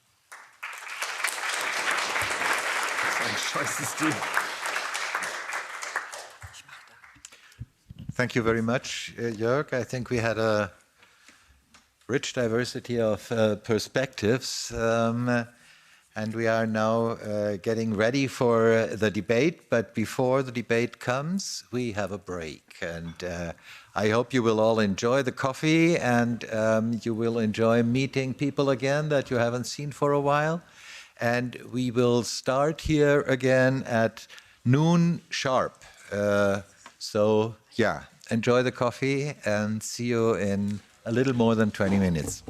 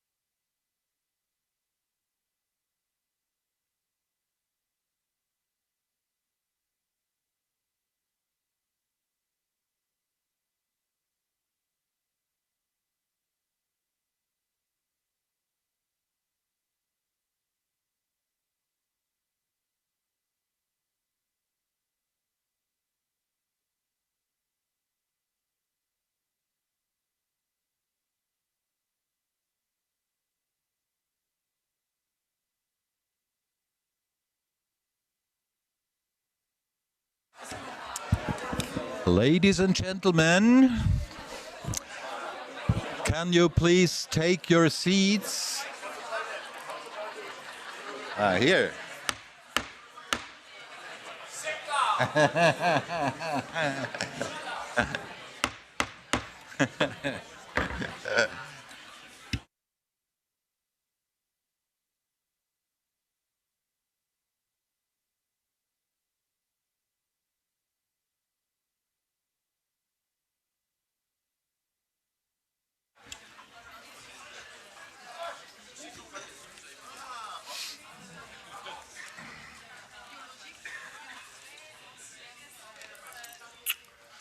I have to say, I never had such a nice coffee break ever in the European Parliament as this one, with all these nice little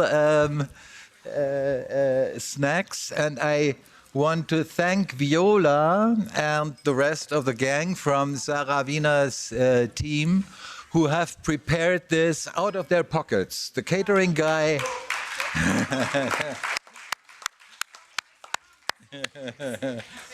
And it comes from Sarah Wiener's farm, and it's all organic, and we'll eat all the rest after this session. And now, hello. And now it's my pleasure to introduce you all to, well, the main speaker is still coming. Sorry. Hello. Hi, nice to meet you. Pleased to meet you. Thank you. Righty-ho. We have a short hour left to discuss and digest. And we are especially grateful that Claire Bury, the deputy, how do you call it? Sorry, Director General, the Deputy Director General of DG Santé, who is preparing the dossier about the new GMO legislation, will introduce us to her plans. And we have a full podium of interventions, questions to the Commission, positions. And this is not even all. We have more people in the first row here who will come up. And I'm asking those who have spoken to move down and make room for their successors. And now, without further delay, over to Claire Bury. What are these plans you have? Thank you very much, Mr. Chair, and good morning, everybody. I'm here this morning, and it's great to be here. Thank you very much for the invitation. I hope the Commission will be up to the task when you start pummeling us with the questions afterwards. But we'll do our best. And Irene has been following already online this morning. I'm here with Irene Sakastan. Most of you probably already know her. She's the key lady on this file, I would say. But just a few words of introduction, because you said, what are you up to? What's the Commission doing? It's not my plan.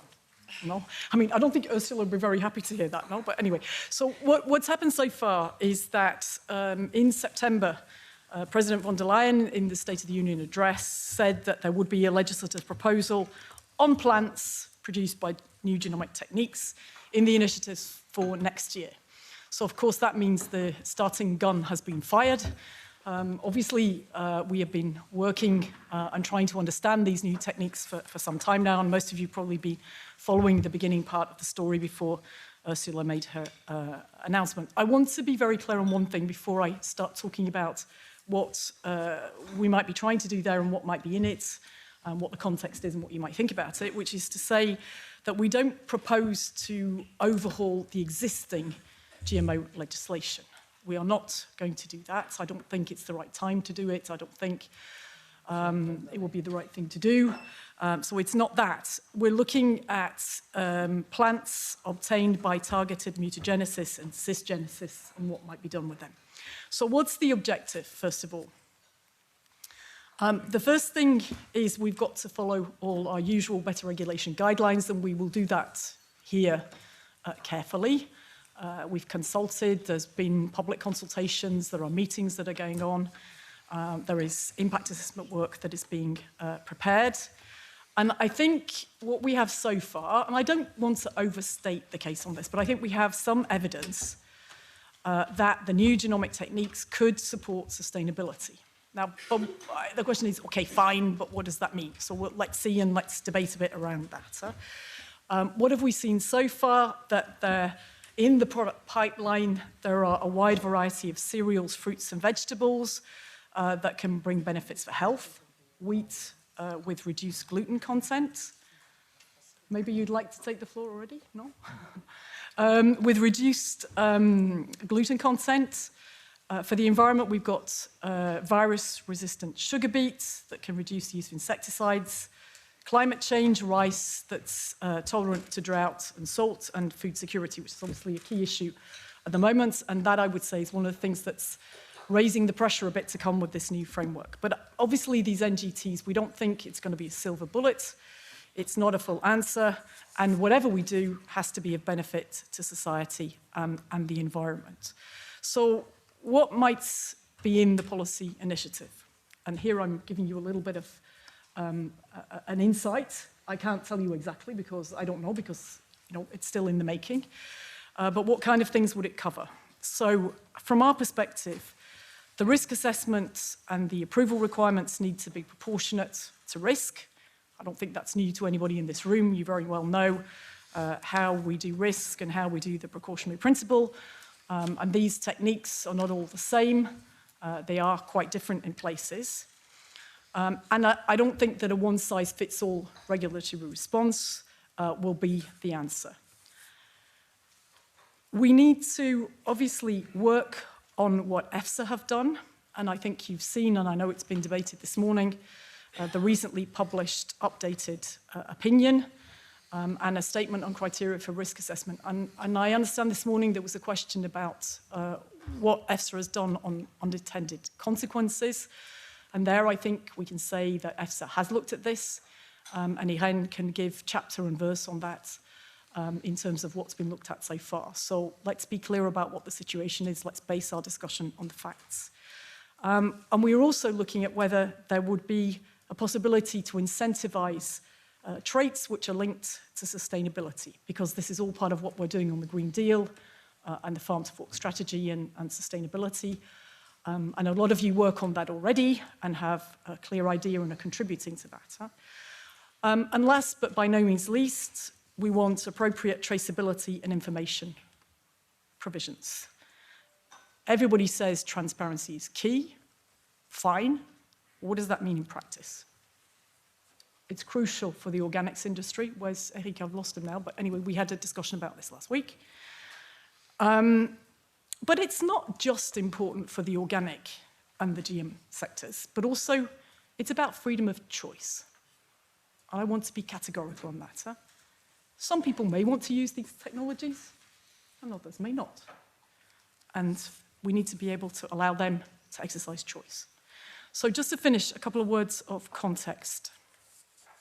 And I was just discussing this with one of the colleagues here in the room about what consumers want and what they know.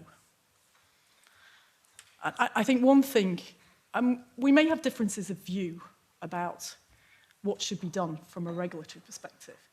But I think there's one thing we will agree on, which is that people need to have information to be able to make choices. So part of what we do here, and what I trust you will do in the process, is try and make sure that we get the information out, we share information, and we open the opportunity for engagement with consumers. There are different views on the risk assessment, on sustainability and information, but we will come forward with a proposal which is based on science. Of course, not all scientists agree, I have learned. As a lawyer, I know that not all lawyers agree, but I also know now that not all scientists agree. But we will look at the best science that we have out there. We'll look at what EFSA comes up with. And we count on all of you for an open and constructive debate, regardless of what the different views are. And I respect those views. And I want to listen to what you have to say this morning and respond where we can. One of our strengths in Europe is diversity. I won't go back to that Schumann motto, but having diversity is part of what Europe's about. So from our perspective, we think organic, agroecology and biotechnology are important pieces of that diversity, and there's no one size fits all. So I'll finish on that, because I can see that some of you are already impatient to respond to what I've said. I'm not here to preach, I'm here to listen and to answer where we can. Thank you very much.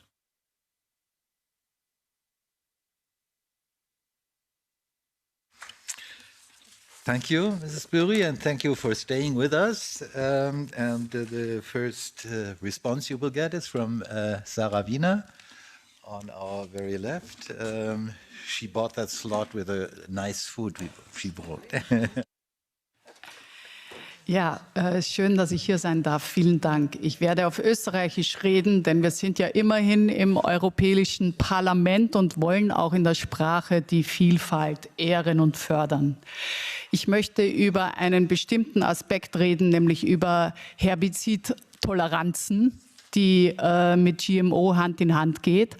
Aber bevor ich zu ein paar Punkten kommen möchte, es wird sehr kurz sein, meine Anmerkungen, habe ich geschaut, wer heute hier ist und wer uns zuhört. Und Sie wissen, wir sind im Europäischen Parlament, das ist ein wichtiger Austausch. Sie haben hochspannende Vorträge vorhin gehört. Und schockierend ist, dass, soweit ich das überblicken kann, nicht ein einziger aus der,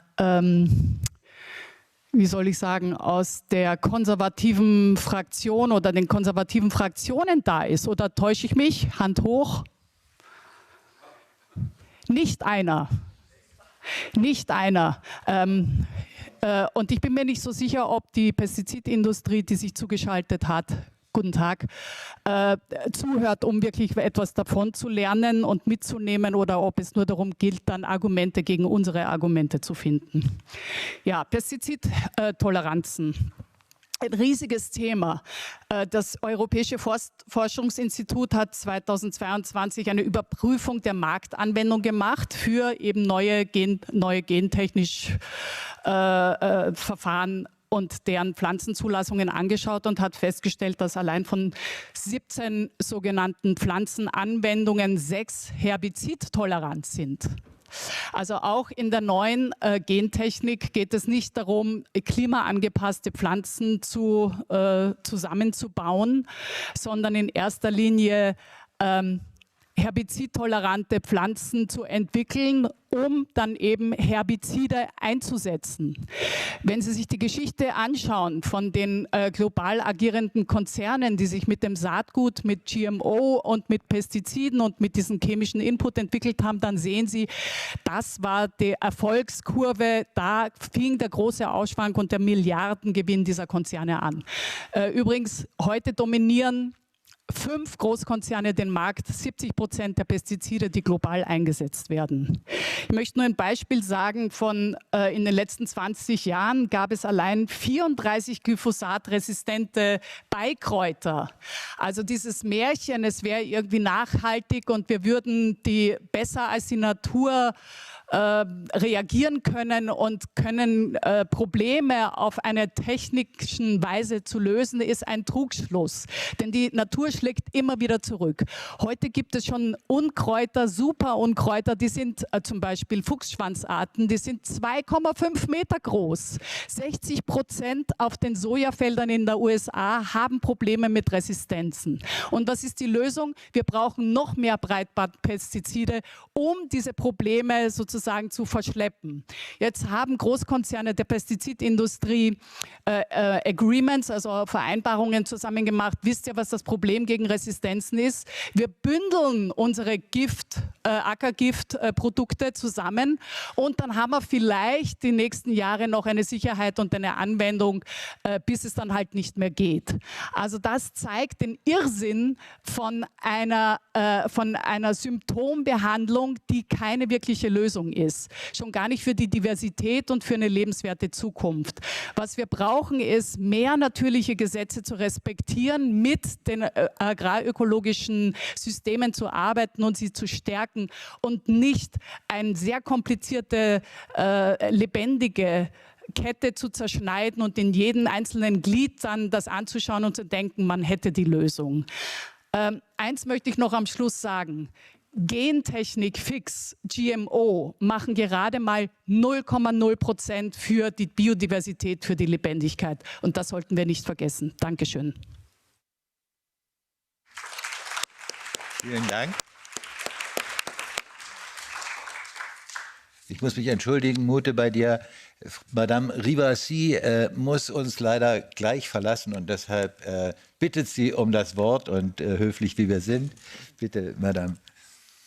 Merci beaucoup et merci d'avoir organisé cette réunion parce que c'est un sujet très, très grave et très important parce qu'il ne touche pas seulement les OGM, il touche qu'est-ce qu'on peut appeler une science objective. Alors, vous savez que les Verts ont commandé un rapport sur ce sujet. Et on s'aperçoit qu'on a nos groupes de pression habituels qui s'introduisent au niveau de la Commission, un peu au niveau du Parlement européen, mais c'est surtout au niveau de la Commission pour remettre en question cette législation. Et notamment en 2018, la Cour de justice européenne a statué que les nouveaux organismes génétiquement modifiés sont couverts par les lois de l'Union européenne sur les OGM et sont soumis aux mêmes évaluations de sécurité et exigences d'étiquetage que tout autre OGM. Ça, c'était un acte qui, pour nous, était sérieux parce que, d'une part, pour les consommateurs, on avait l'étiquetage et puis on avait des évaluations de risque. Bon. Maintenant, on a évalué qui sont les groupes de pression. Alors, on a les groupes de pression habituels, qui sont l'industrie, mais ça, à la limite, ils font leur boulot, c'est Europa Bio, l'Association européenne de l'industrie des semences Eurocide, où on voit que derrière, il y a BASF, il y a Bayer, il y a Corona, il y a tous les gros. Bon. Mais là où on a un problème maintenant, c'est les scientifiques. Qui sont ces scientifiques? Et quand on a fait l'évaluation, eh bien, on s'est aperçu qu'il y a un très grand nombre de scientifiques qui plaident pour la déréglementation des OGM. Eh bien, ils ont des conflits d'intérêts. Pourquoi? Parce qu'ils ont des boîtes universitaires. Mais pour faire les recherches, eh bien, il y a des contrats avec l'industrie. Pour ces nouveaux OGM, eh bien, ils déposent des brevets. Et en fait, ces scientifiques-là, c'est des faux scientifiques ou des scientifiques, si vous voulez, qui ont des intérêts vis-à-vis de l'industrie. Et ça pose un problème incroyable. Il y a une capture de la science par le privé. Et quand on vous dit, et je l'ai entendu ici, eh ben, on est pour la diversité, la biodiversité, on est pour l'innovation. Oui, mais à quelle fin? Quand Sarah vous dit, mais regardez quelles sont les recherches qui sont proposées, mais ce n'est pas des recherches qui sont sur l'intérêt général, ce n'est pas des recherches qui sont sur les consommateurs.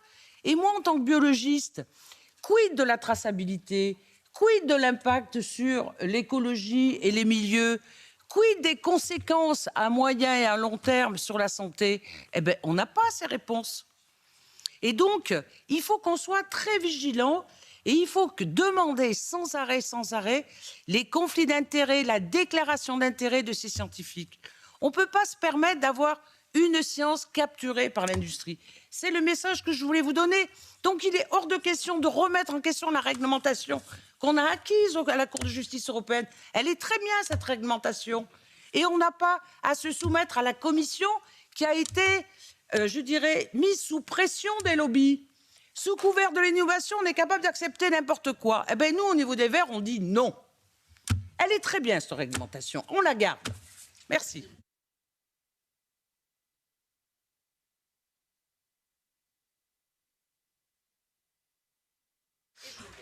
Thank you very much, Madame Rivasi. And over to Schimpf from Friends of the Earth Europe. Hello, thanks for the invitation and the opportunity to speak. Friends of the Earth Europe is the biggest grassroots environmental federation in Europe, and we work on this topic for decades, and also me, I work for it quite long.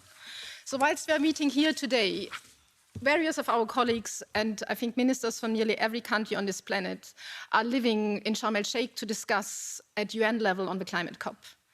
And also here in Europe, we experienced now with fires, with the hottest summer since the beginning of weather recording in a lot of countries. We had floods in Belgium.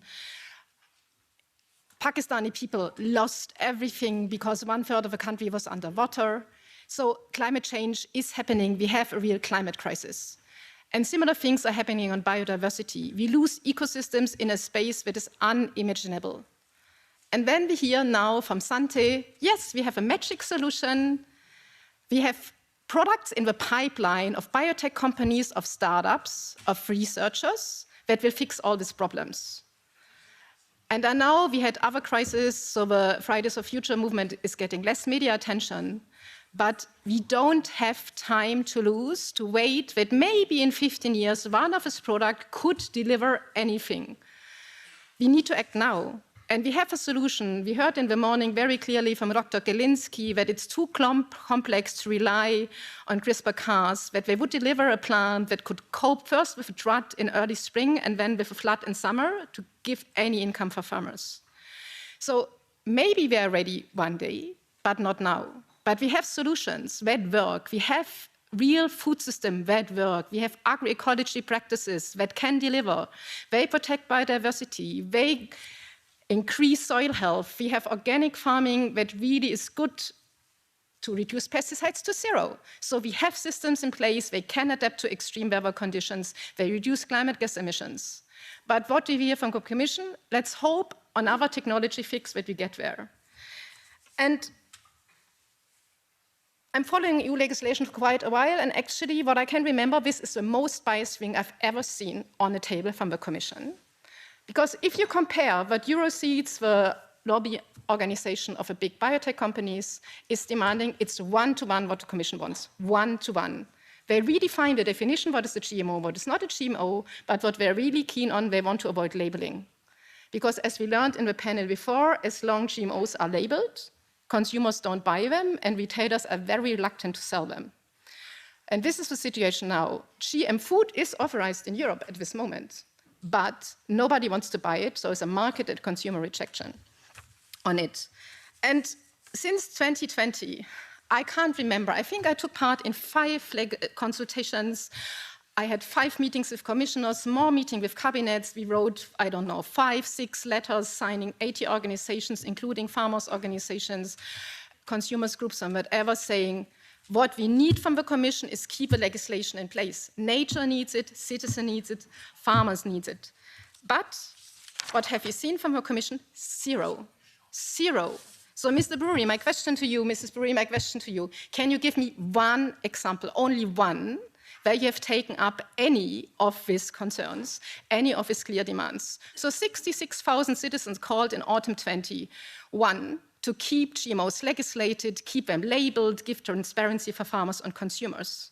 What was your reaction in the next consultation that you did in summer 2020? There was not even a box that you could tick that you want to keep new GMOs labeled as GMOs on the product. What you offer instead is replace a well-introduced GMO labeling scheme. You think loudly about it in your kept sacred policy options that normal people could not access, citizens could not access, to replace GMO labeling scheme with a sustainability labeling. This is so absurd that it's really hard to imagine. So if you have a plant that might deliver for a certain period a resistant to a plant pest, you want to put on the product a label that it's sustainable. Sorry, this is really outrageous. So sitting here on the panel, I lost my confidence that we would get ever anything acceptable from the Commission. So only all our hope is now in the European Parliament. We worked with the European Parliament in the past quite well when the Commission wanted to open all fields for the current GMOs, and the Parliament stopped this attempt, so now they are banned in 70 member states. We need from a Parliament, from all committees, a strong message.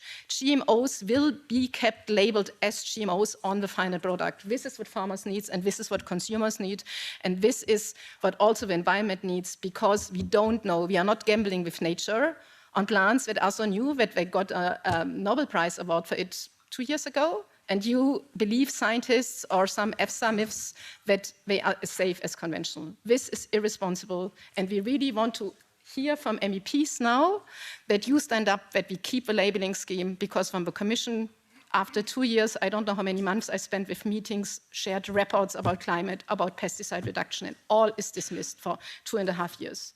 Okay. So this is what we need from the Parliament. Thank you. And you.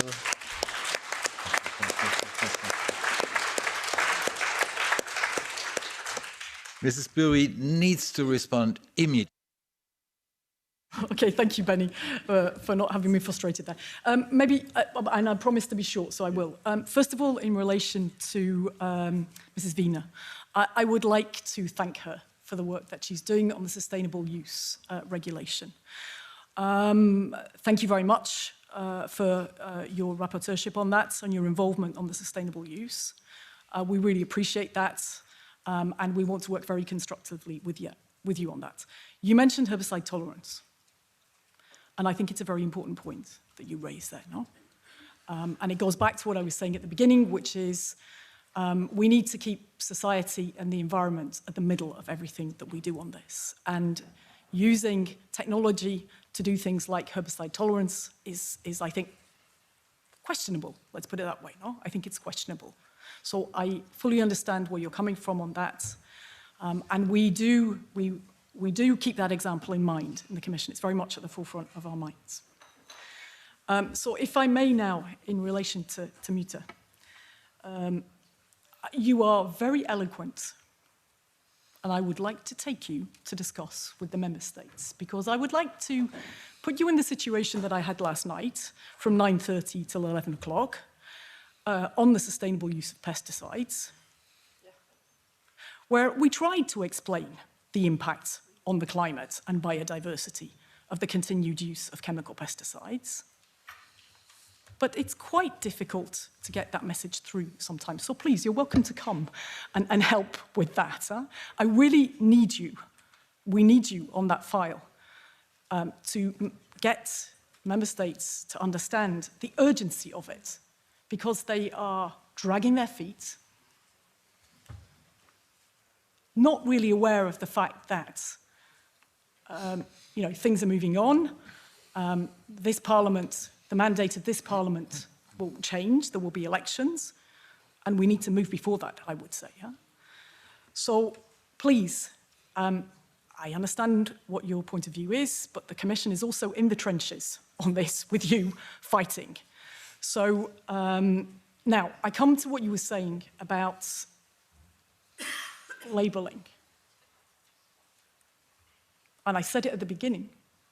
I think the labelling issue is a difficult one. And I also said there needs to be transparency and consumers need to make choices. So we will factor that in to what we do. And last, if I may, to close, Irene tells me that there were boxes in the consultation. So let's base things on the facts, please. But I'm happy to discuss. Well, I'm not sure it's good to dispute that on a panel. I think we've got bigger things to discuss, but we can certainly talk about that and see what you think the problem was. Thank you. But my question to you was, what do you take up from all these demands in your new proposals? Okay, that will be for the next answer that we will have now. First for Maria Arena from the Socialist Group. Merci beaucoup. Je vais parler en français parce que c'est plus facile pour moi d'exprimer le point de vue avec ma langue maternelle.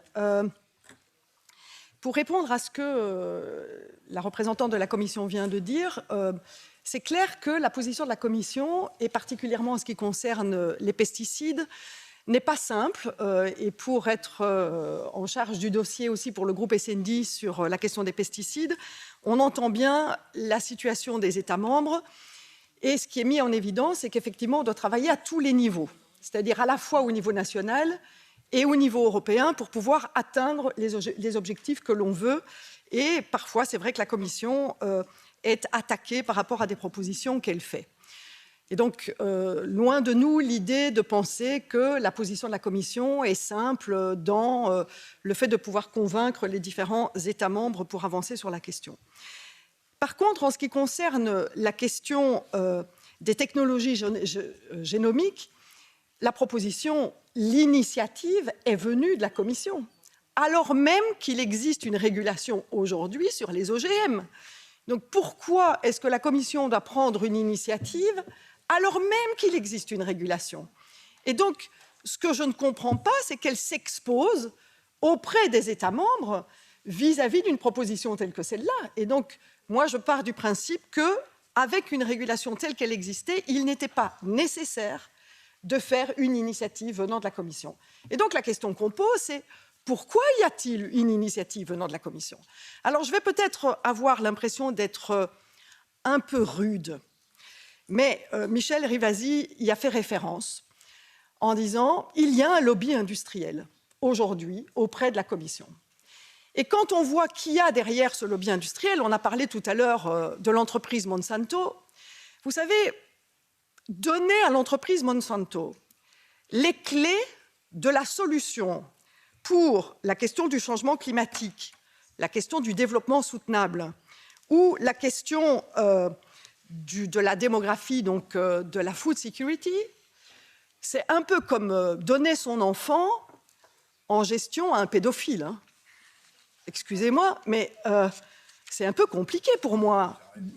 Enfin, je suis désolée, mais aller donner à une entreprise qui est elle-même dans le cycle qui va vers la destruction de la biodiversité ou qui va vers la destruction ou la mise sur le marché de produits qui va vers la destruction du climat, je suis désolée, mais ce n'est pas ma manière de voir les choses. Et donc, le lobby, tel qu'une entreprise, telle que Monsanto ou d'autres, c'est vraiment quelque chose qu'il faut tenir à distance par rapport à une modification de régulation. À distance, c'est-à-dire qu'on doit vraiment avoir des barrières, un cordon sanitaire. Pour moi, il s'agit d'un cordon sanitaire vis-à-vis d'une entreprise telle que celle-là. On ne doit pas se faire contaminer par des arguments qui viennent de ces entreprises. Et donc, si oui, il y a des enjeux aujourd'hui en matière de changement climatique, en matière de biodiversité, en matière de food, et moi je parle de souveraineté alimentaire et non pas de sécurité alimentaire, eh bien, ce n'est pas en se tournant vers ces entreprises-là que nous allons trouver des solutions. Et ce que j'ai entendu aujourd'hui, que ce soit de la part des scientifiques ou que ce soit de la part de l'économique, donc de l'impact économique, n'a fait que renforcer ma position, qui est de dire nous n'avons pas besoin de la proposition de la Commission aujourd'hui en matière de ces technologies génomiques. Et c'est dans ce sens que nous allons essayer, tenter de convaincre à l'intérieur de ce Parlement. Merci. Thank you very much.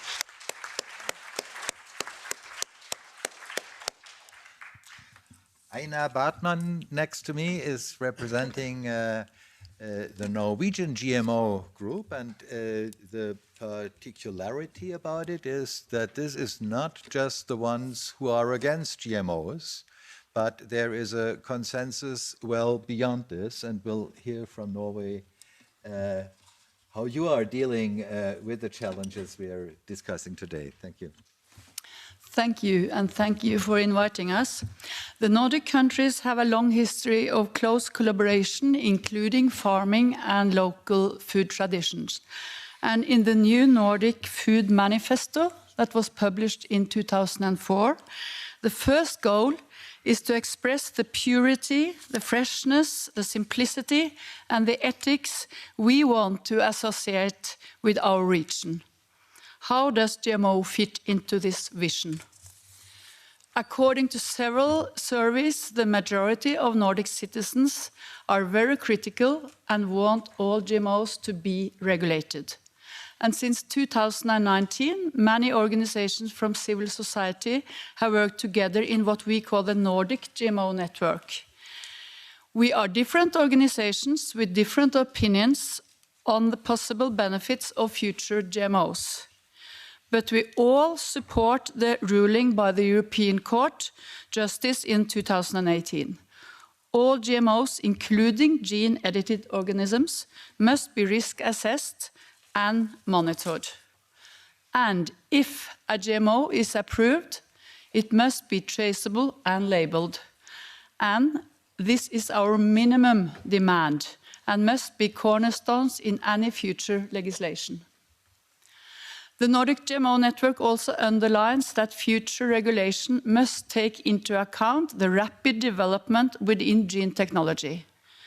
Gene drives is one example of reckless use of GMOs, but gene editing direct in the field, like with the RNAi spray, and other examples of gene modification outside the laboratories shows that we need a wide definition of GMOs and that they must be risk assessed case by case. And with cheaper and more accessible methods for gene modification, the scope of use and the pace of released GMOs will in itself represent a new type of risk that we have not seen before.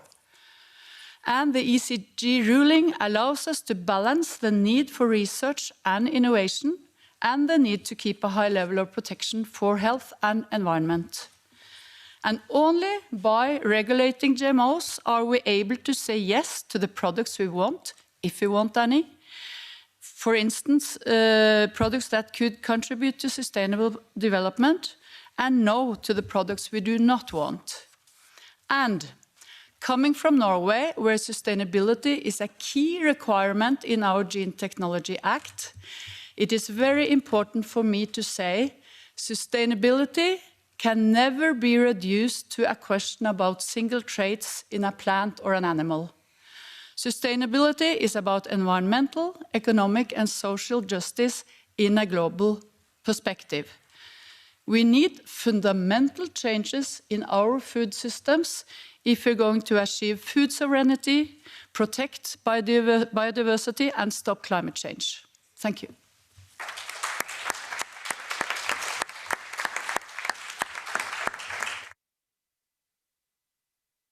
Thank you.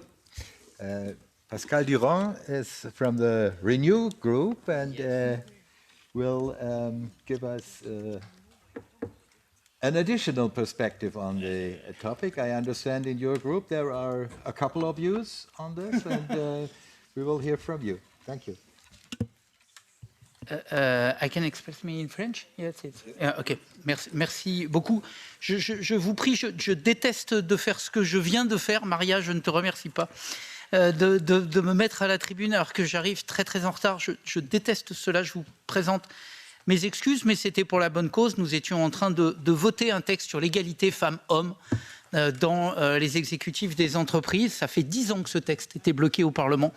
Et donc, c'est un moment également important pour un monde qui soit plus durable, plus juste, et qui effectivement relève de la conception qui est la nôtre. Je vais pas être trop long, d'abord par respect pour toutes les personnes qui se sont exprimées avant moi et que je n'ai pas pu entendre. La position au sein de Renew est extrêmement partagée, et puis je vais être tout à fait honnête, je ne parle pas là au nom de Renew, d'abord parce que je n'ai pas de mandat, que je me garderai bien d'ailleurs de parler au nom d'un groupe. Donc je n'ai pas de mandat de la part de mon groupe. Sur cette question-là, j'ai ma position personnelle d'écologiste. Ma position personnelle d'écologiste, elle est connue, elle est claire. Il n'y a pas de place pour une marchandisation du monde sans contrôle. Voilà, c'est clair, c'est simple. C'est-à-dire qu'à chaque fois que l'on va manipuler le vivant, qu'à chaque fois que l'on va porter atteinte à une évolution naturelle, classique, nous devons le faire dans le plus strict contrôle, dans le respect des cours et dans le respect également du principe de précaution, d'un principe général. Je le répète, pour moi, le plus dangereux, et je l'avais dit déjà à l'époque des OGM, et je continue à le penser maintenant, le plus grand danger n'est pas simplement celui de la question scientifique, médicale, il est aussi lié à la question de la justice environnementale et je répète, la privatisation du vivant, c'est-à-dire donner à quelques industriels, parce que c'est ça la réalité, le contrôle de l'alimentation et de l'élevage sur l'ensemble de la planète. Et c'est ça le bouleversement civilisationnel, il n'y a pas d'autre mot. Cela fait des millénaires que nous construisons sur le principe d'un bien commun.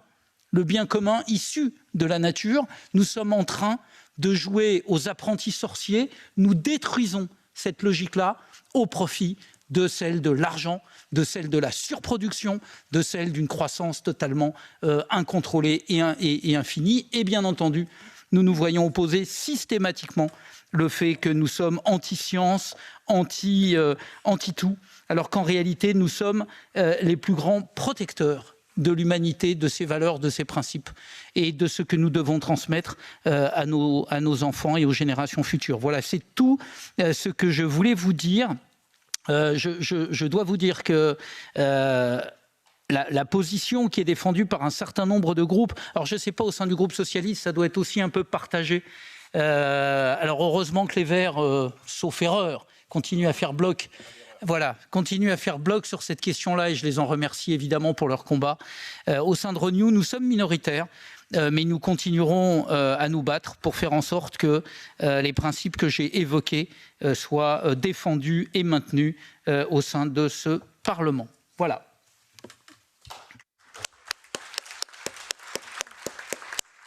Thank you so much. We've all started as a minority, and so don't give up. The next speaker is Pat Thomas from the UK, and she will give us a taste of how deregulation looks in the UK. And over to you. Thank you, Benny. I suppose I should preface my remarks by saying that although the UK is no longer part of the European Union, we are inarguably part of the fabric of Europe, and what we do affects you, and what you do affects us. It's absolutely no secret that the UK has made some very bad political decisions recently. The draft genetic technology precision breeding bill is just one of them. Written with one beneficiary in mind, the biotech industry, it fails to recognize the intersection of agricultural biotech with multiple other areas of food production, health, social justice, and environment. Unpopular with our citizens, it relies on legally and scientifically vague language and a near mythical PR narrative of the GMO that could have occurred naturally. It quietly deregulates not just these mythical GMOs, but most types of GMOs. And it's dangerous because, like all bad political decisions, it is the product of short-term thinking, disdain for citizen views, and a failure to understand the consequences of its central proposition. Genetic engineering technologies are evolving quickly, and proposed uses extend well beyond the historical handful of commodity crops into every corner of agriculture, food production, and the wider environment, to horticulture, cover crops, and sea vegetables, to land-based livestock and aquaculture, to re-engineering farmed insects for food and feed, as well as vital pollinators to better withstand higher pesticide applications, to gene-edited microorganisms to coat our seeds with biological pesticides and inject our soil with plant growth promoters, to synthetic biology, the extreme re-engineering of bacteria, algae, and yeasts to produce substances they would normally never produce, to man-made DNA, written on computers and used to create organisms that have never before existed and whose impact on nature is unknown, to biological labeling made up of synthetic or re-engineered DNA and put into farmed products to trace them through the food system, to RNAi sprays used in the field to switch genes on and off at will, to gene drives, turning fields into laboratories, spreading genetic modifications quickly through plants, animals, and insects in the open environment, and finally, to the use of all of these technologies in wild nature as tools of conservation to re-engineer the living landscape. This is the overwhelming big picture of the deregulatory pathway, blurring the lines between nature and technology with inevitable negative consequences for farming, the environment, culture, and our citizens, but also for the biotech industry, because deregulation risks the boom and bust of an industry so overwhelmed by its own creations, most of which will never find a route to market, that it will crumble under the weight of its own ambitions. If the EU follows this pathway of short-termism and ignoring the consequences, it will be an active participant in all of these failures. And so I urge you, as you contemplate regulatory reform, to ensure that the principles of legitimate legislation, foresight, precaution, democracy, these are words that have meaning, ensure that these foundational principles in the European Union are guiding your every decision. Thank you.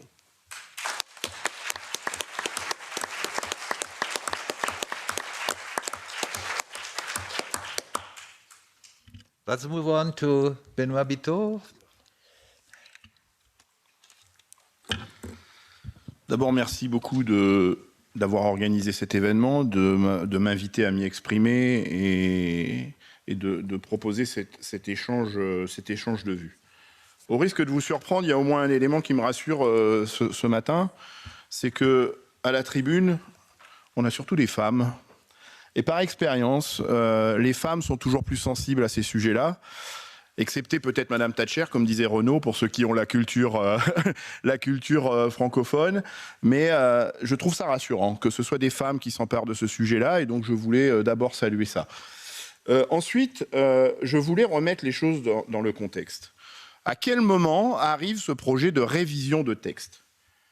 Et là, le constat est terrible. C'est-à-dire que dans un cynisme et une indécence rare, nous sommes en train de constater que sur fond de crise géopolitique en Ukraine, sur fond de sécheresse, sur fond de changement climatique, toujours les mêmes, qui également nous invitent à repousser la réglementation sur l'utilisation des pesticides, nous invitent à repousser la réflexion sur REACH, les mêmes arrivent dans ce contexte-là pour instrumentaliser le climat, le contexte géopolitique, pour mettre en selle une évolution de la réglementation sur les OGM. Et je trouve ça parfaitement indécent et parfaitement cynique.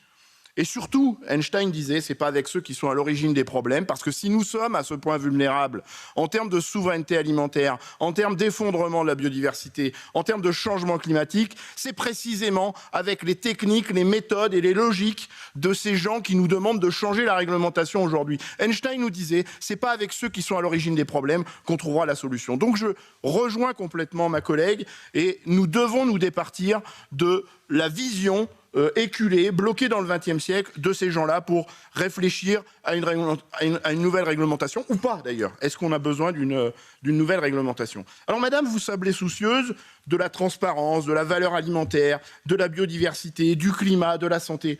Nous sommes soucieux de tous ces sujets-là, nous aussi. Et je tiens à vous dire d'où je parle aujourd'hui. Moi, je suis paysan, madame. Et je peux vous assurer que tous les sujets sur lesquels vous semblez être soucieuse, transparence, valeur alimentaire, biodiversité, climat, santé, sont des sujets que les paysans explorent depuis longtemps. Et ils ont des réponses. Ce ne sont pas les OGM. Ce sont des populations locales et anciennes qui donnent des réponses sur ces sujets-là, parce que c'est des écotypes, qui en plus redonnent l'autonomie semencière, l'autonomie génétique aux paysans. Vous semblez soucieuse également du revenu des paysans, mais c'est justement ces pratiques-là qui font que, parce qu'ils ne sont plus dépendants des ressources semencières que proposent les grands semenciers, ils retrouvent aussi de la rentabilité sur leur entreprise. Et donc ça devient manichéen. Ça devient manichéen. Entre le cercle vicieux que nous proposent ces gens-là, qui nous conduisent dans le mur depuis trop longtemps, et ceux qui ont la réponse depuis longtemps, et qu'on tente de mettre sous l'éteignoir, et à qui on évite de continuer de les laisser nous proposer des solutions. D'où je parle aussi, parce que dans mon parcours, alors si je voulais quand même citer Gandhi pour parler des paysans, Gandhi disait... Montrer l'exemple n'est pas une façon de convaincre, c'est la seule. Je vais prendre le temps de terminer. Et donc les paysans montrent l'exemple. L'objectivité scientifique. Moi, j'ai fait de la recherche aussi sur des sujets qui ne sont pas du tout polémiques, les clonages et les OGM. Et je connais ces gens-là. Ils sont dénués de toute approche globale. Ils sont dénués de toute vision, de toute vision à long terme. Ils n'ont qu'un objectif, c'est les profits immédiats. Et donc nous devons, et là je prends ma casquette d'élu, parce que être élu, c'est être garant de l'intérêt commun. Être élu, c'est garantir des politiques publiques qui servent l'intérêt commun. Eh bien, je peux vous assurer que ce qu'on nous propose dans l'évolution de cette réglementation télescope complètement ces logiques d'intérêt commun. Et donc, quand on est élu, on doit rester dans cette logique-là, travailler sur des logiques objectives, sur des éclairages objectifs, et non pas ceux qui cherchent à servir l'intérêt commun. Et mon dernier mot, Moi, je commence par continuer de lutter contre les OGM le 14 décembre prochain, puisque je serai témoin du procès des faucheurs volontaires d'OGM à Dijon.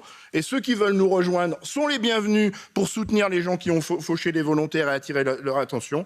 Et je continuerai, dans mon rôle d'élu, à m'opposer à l'évolution de cette réglementation qui doit absolument pas bouger, qui doit rester en l'état, comme l'a dit Michel Rivasi, en partant de données objectives, d'approche globale et de vision à long terme. Et je vous remercie de votre attention.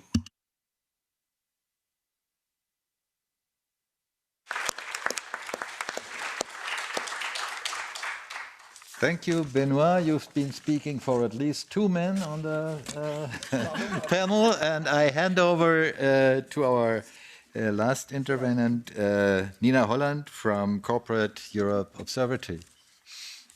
Thanks very much, Benny, and thanks for having me on this panel.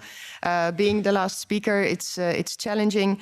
I'm from Corporate Europe Observatory, a lobby watchdog organization based here in Brussels, so I have the pleasure for a number of years to read all these documents that industry sends to decision makers, notably the European Commission, to push for deregulation of new GM technologies. And let's be very clear, I think it's been very clear from the different speakers, this is a case of undoing environmental and food safety regulation. This is a deregulation proposal that does not serve the European Green Deal or any food safety purpose. It's clear who will benefit. Bayer and Syngenta alone combined already dominate 40% of the commercial seed market, and deregulation in combination with patents will only increase this market domination and will only increase the problematic effect that they will basically decide what farmers can grow and what breeders can breed. And it's one really big mistake that the European Commission is making by not taking that into account, not factoring that in. Now we are in a situation where we have big battles, where the European Commission is proposing a drastic cut of pesticides, which we welcome very much. This leads to even stronger pressure from the industry to deregulate new GMOs, so that can make up for the part of the expected losses from the pesticide business. As Ms. Arena has very clearly said, we cannot rely on any genuinity of claims of sustainability by these corporations. Farm Forward, they don't have the track record.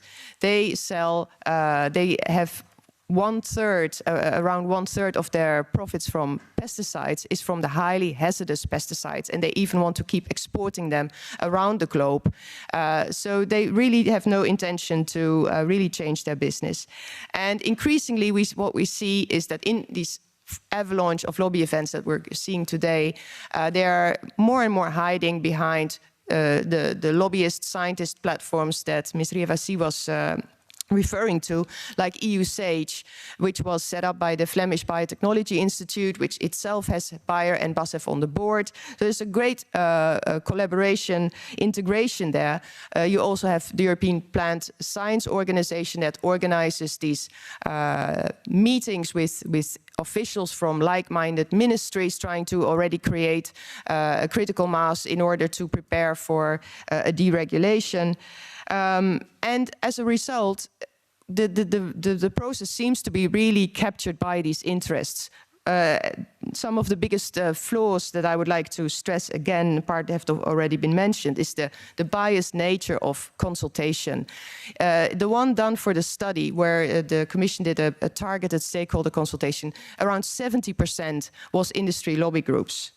The targeted stakeholder consultation this summer, we didn't even get a breakdown of like how much industry and how much other interests were consulted. So we don't know. The scenarios that the Commission is considering were only disclosed to these targeted stakeholders and not in public. As I said, patents were ignored. Unverifiable claims of benefits are still used as a motivation, as a basis for this deregulation. And in one of the lobby documents, I saw that DG Agriculture advised industry that they should play more of a key role in communicating the benefits of these technologies to the larger public, because that, public acceptance is really important. So I don't see how this can lead to a proposal that serves the public interest or that serves the interest of the planet as a whole. I don't see how this impact assessment on this basis can ever get approved. And instead, I fully agree with what has been said about the cordon sanitaire. We need a toxic-free politics, just like we need a fossil-free politics. And we need to be more clear on that. Like, there's really no more reason to keep listening to these companies and look at these companies for solutions. Instead, we should support organic farming, agroecology, and the decades of experience that are in these sectors to make agriculture more resilient and fair. Thank you.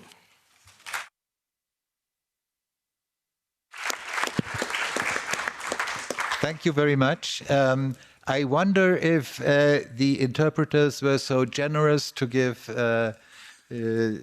Claire 2 more minutes to respond, and give me 1 minute to conclude. Is that okay? 2? Okay, thank you. Go ahead, you have 2 minutes. Okay, thank you, Benny, for intervening on my behalf. Okay, first of all, just a couple of facts. I want to recall, because you reminded me, it's probably important too, that what we're talking about here is an initiative that would cover plants and no more than plants. I mean, I agree, the UK, let's not go there, no? Secondly, it's not deregulation, please. I mean, no, sorry, it's not deregulation. Let's be fair. I mean, let's be fair. And thirdly, I'm sorry, some unfair things have been said about what we've done in the consultation. I mean, you talked about not giving a breakdown on the responses. There was a pie chart which said who fell into what category. But anyway, okay, those are the facts. On the spirit of what has been said, and blimey, I would come here every day, the level of oratory is much better than any of the other meetings that I have to go to. So at least it was very interesting to listen to what you had to say. 2 things. Sustainability. I could not agree more that it's not just about a trait in a particular plant or seed. It's about much more than that. Huh? And finally, diversity. Let's not forget about diversity, please. Huh? Thank you. Thank you also for the briefness. And let me just conclude with, I feel the dispute has just about started. And I'm looking forward to meeting you all again, probably mid next year for the 10th GMO-Free Europe conference, hopefully here again. And I thank you all for joining us. I think it was a really fruitful debate, and I very much thank the interpreters for the 2 minutes you have donated to us despite being on strike.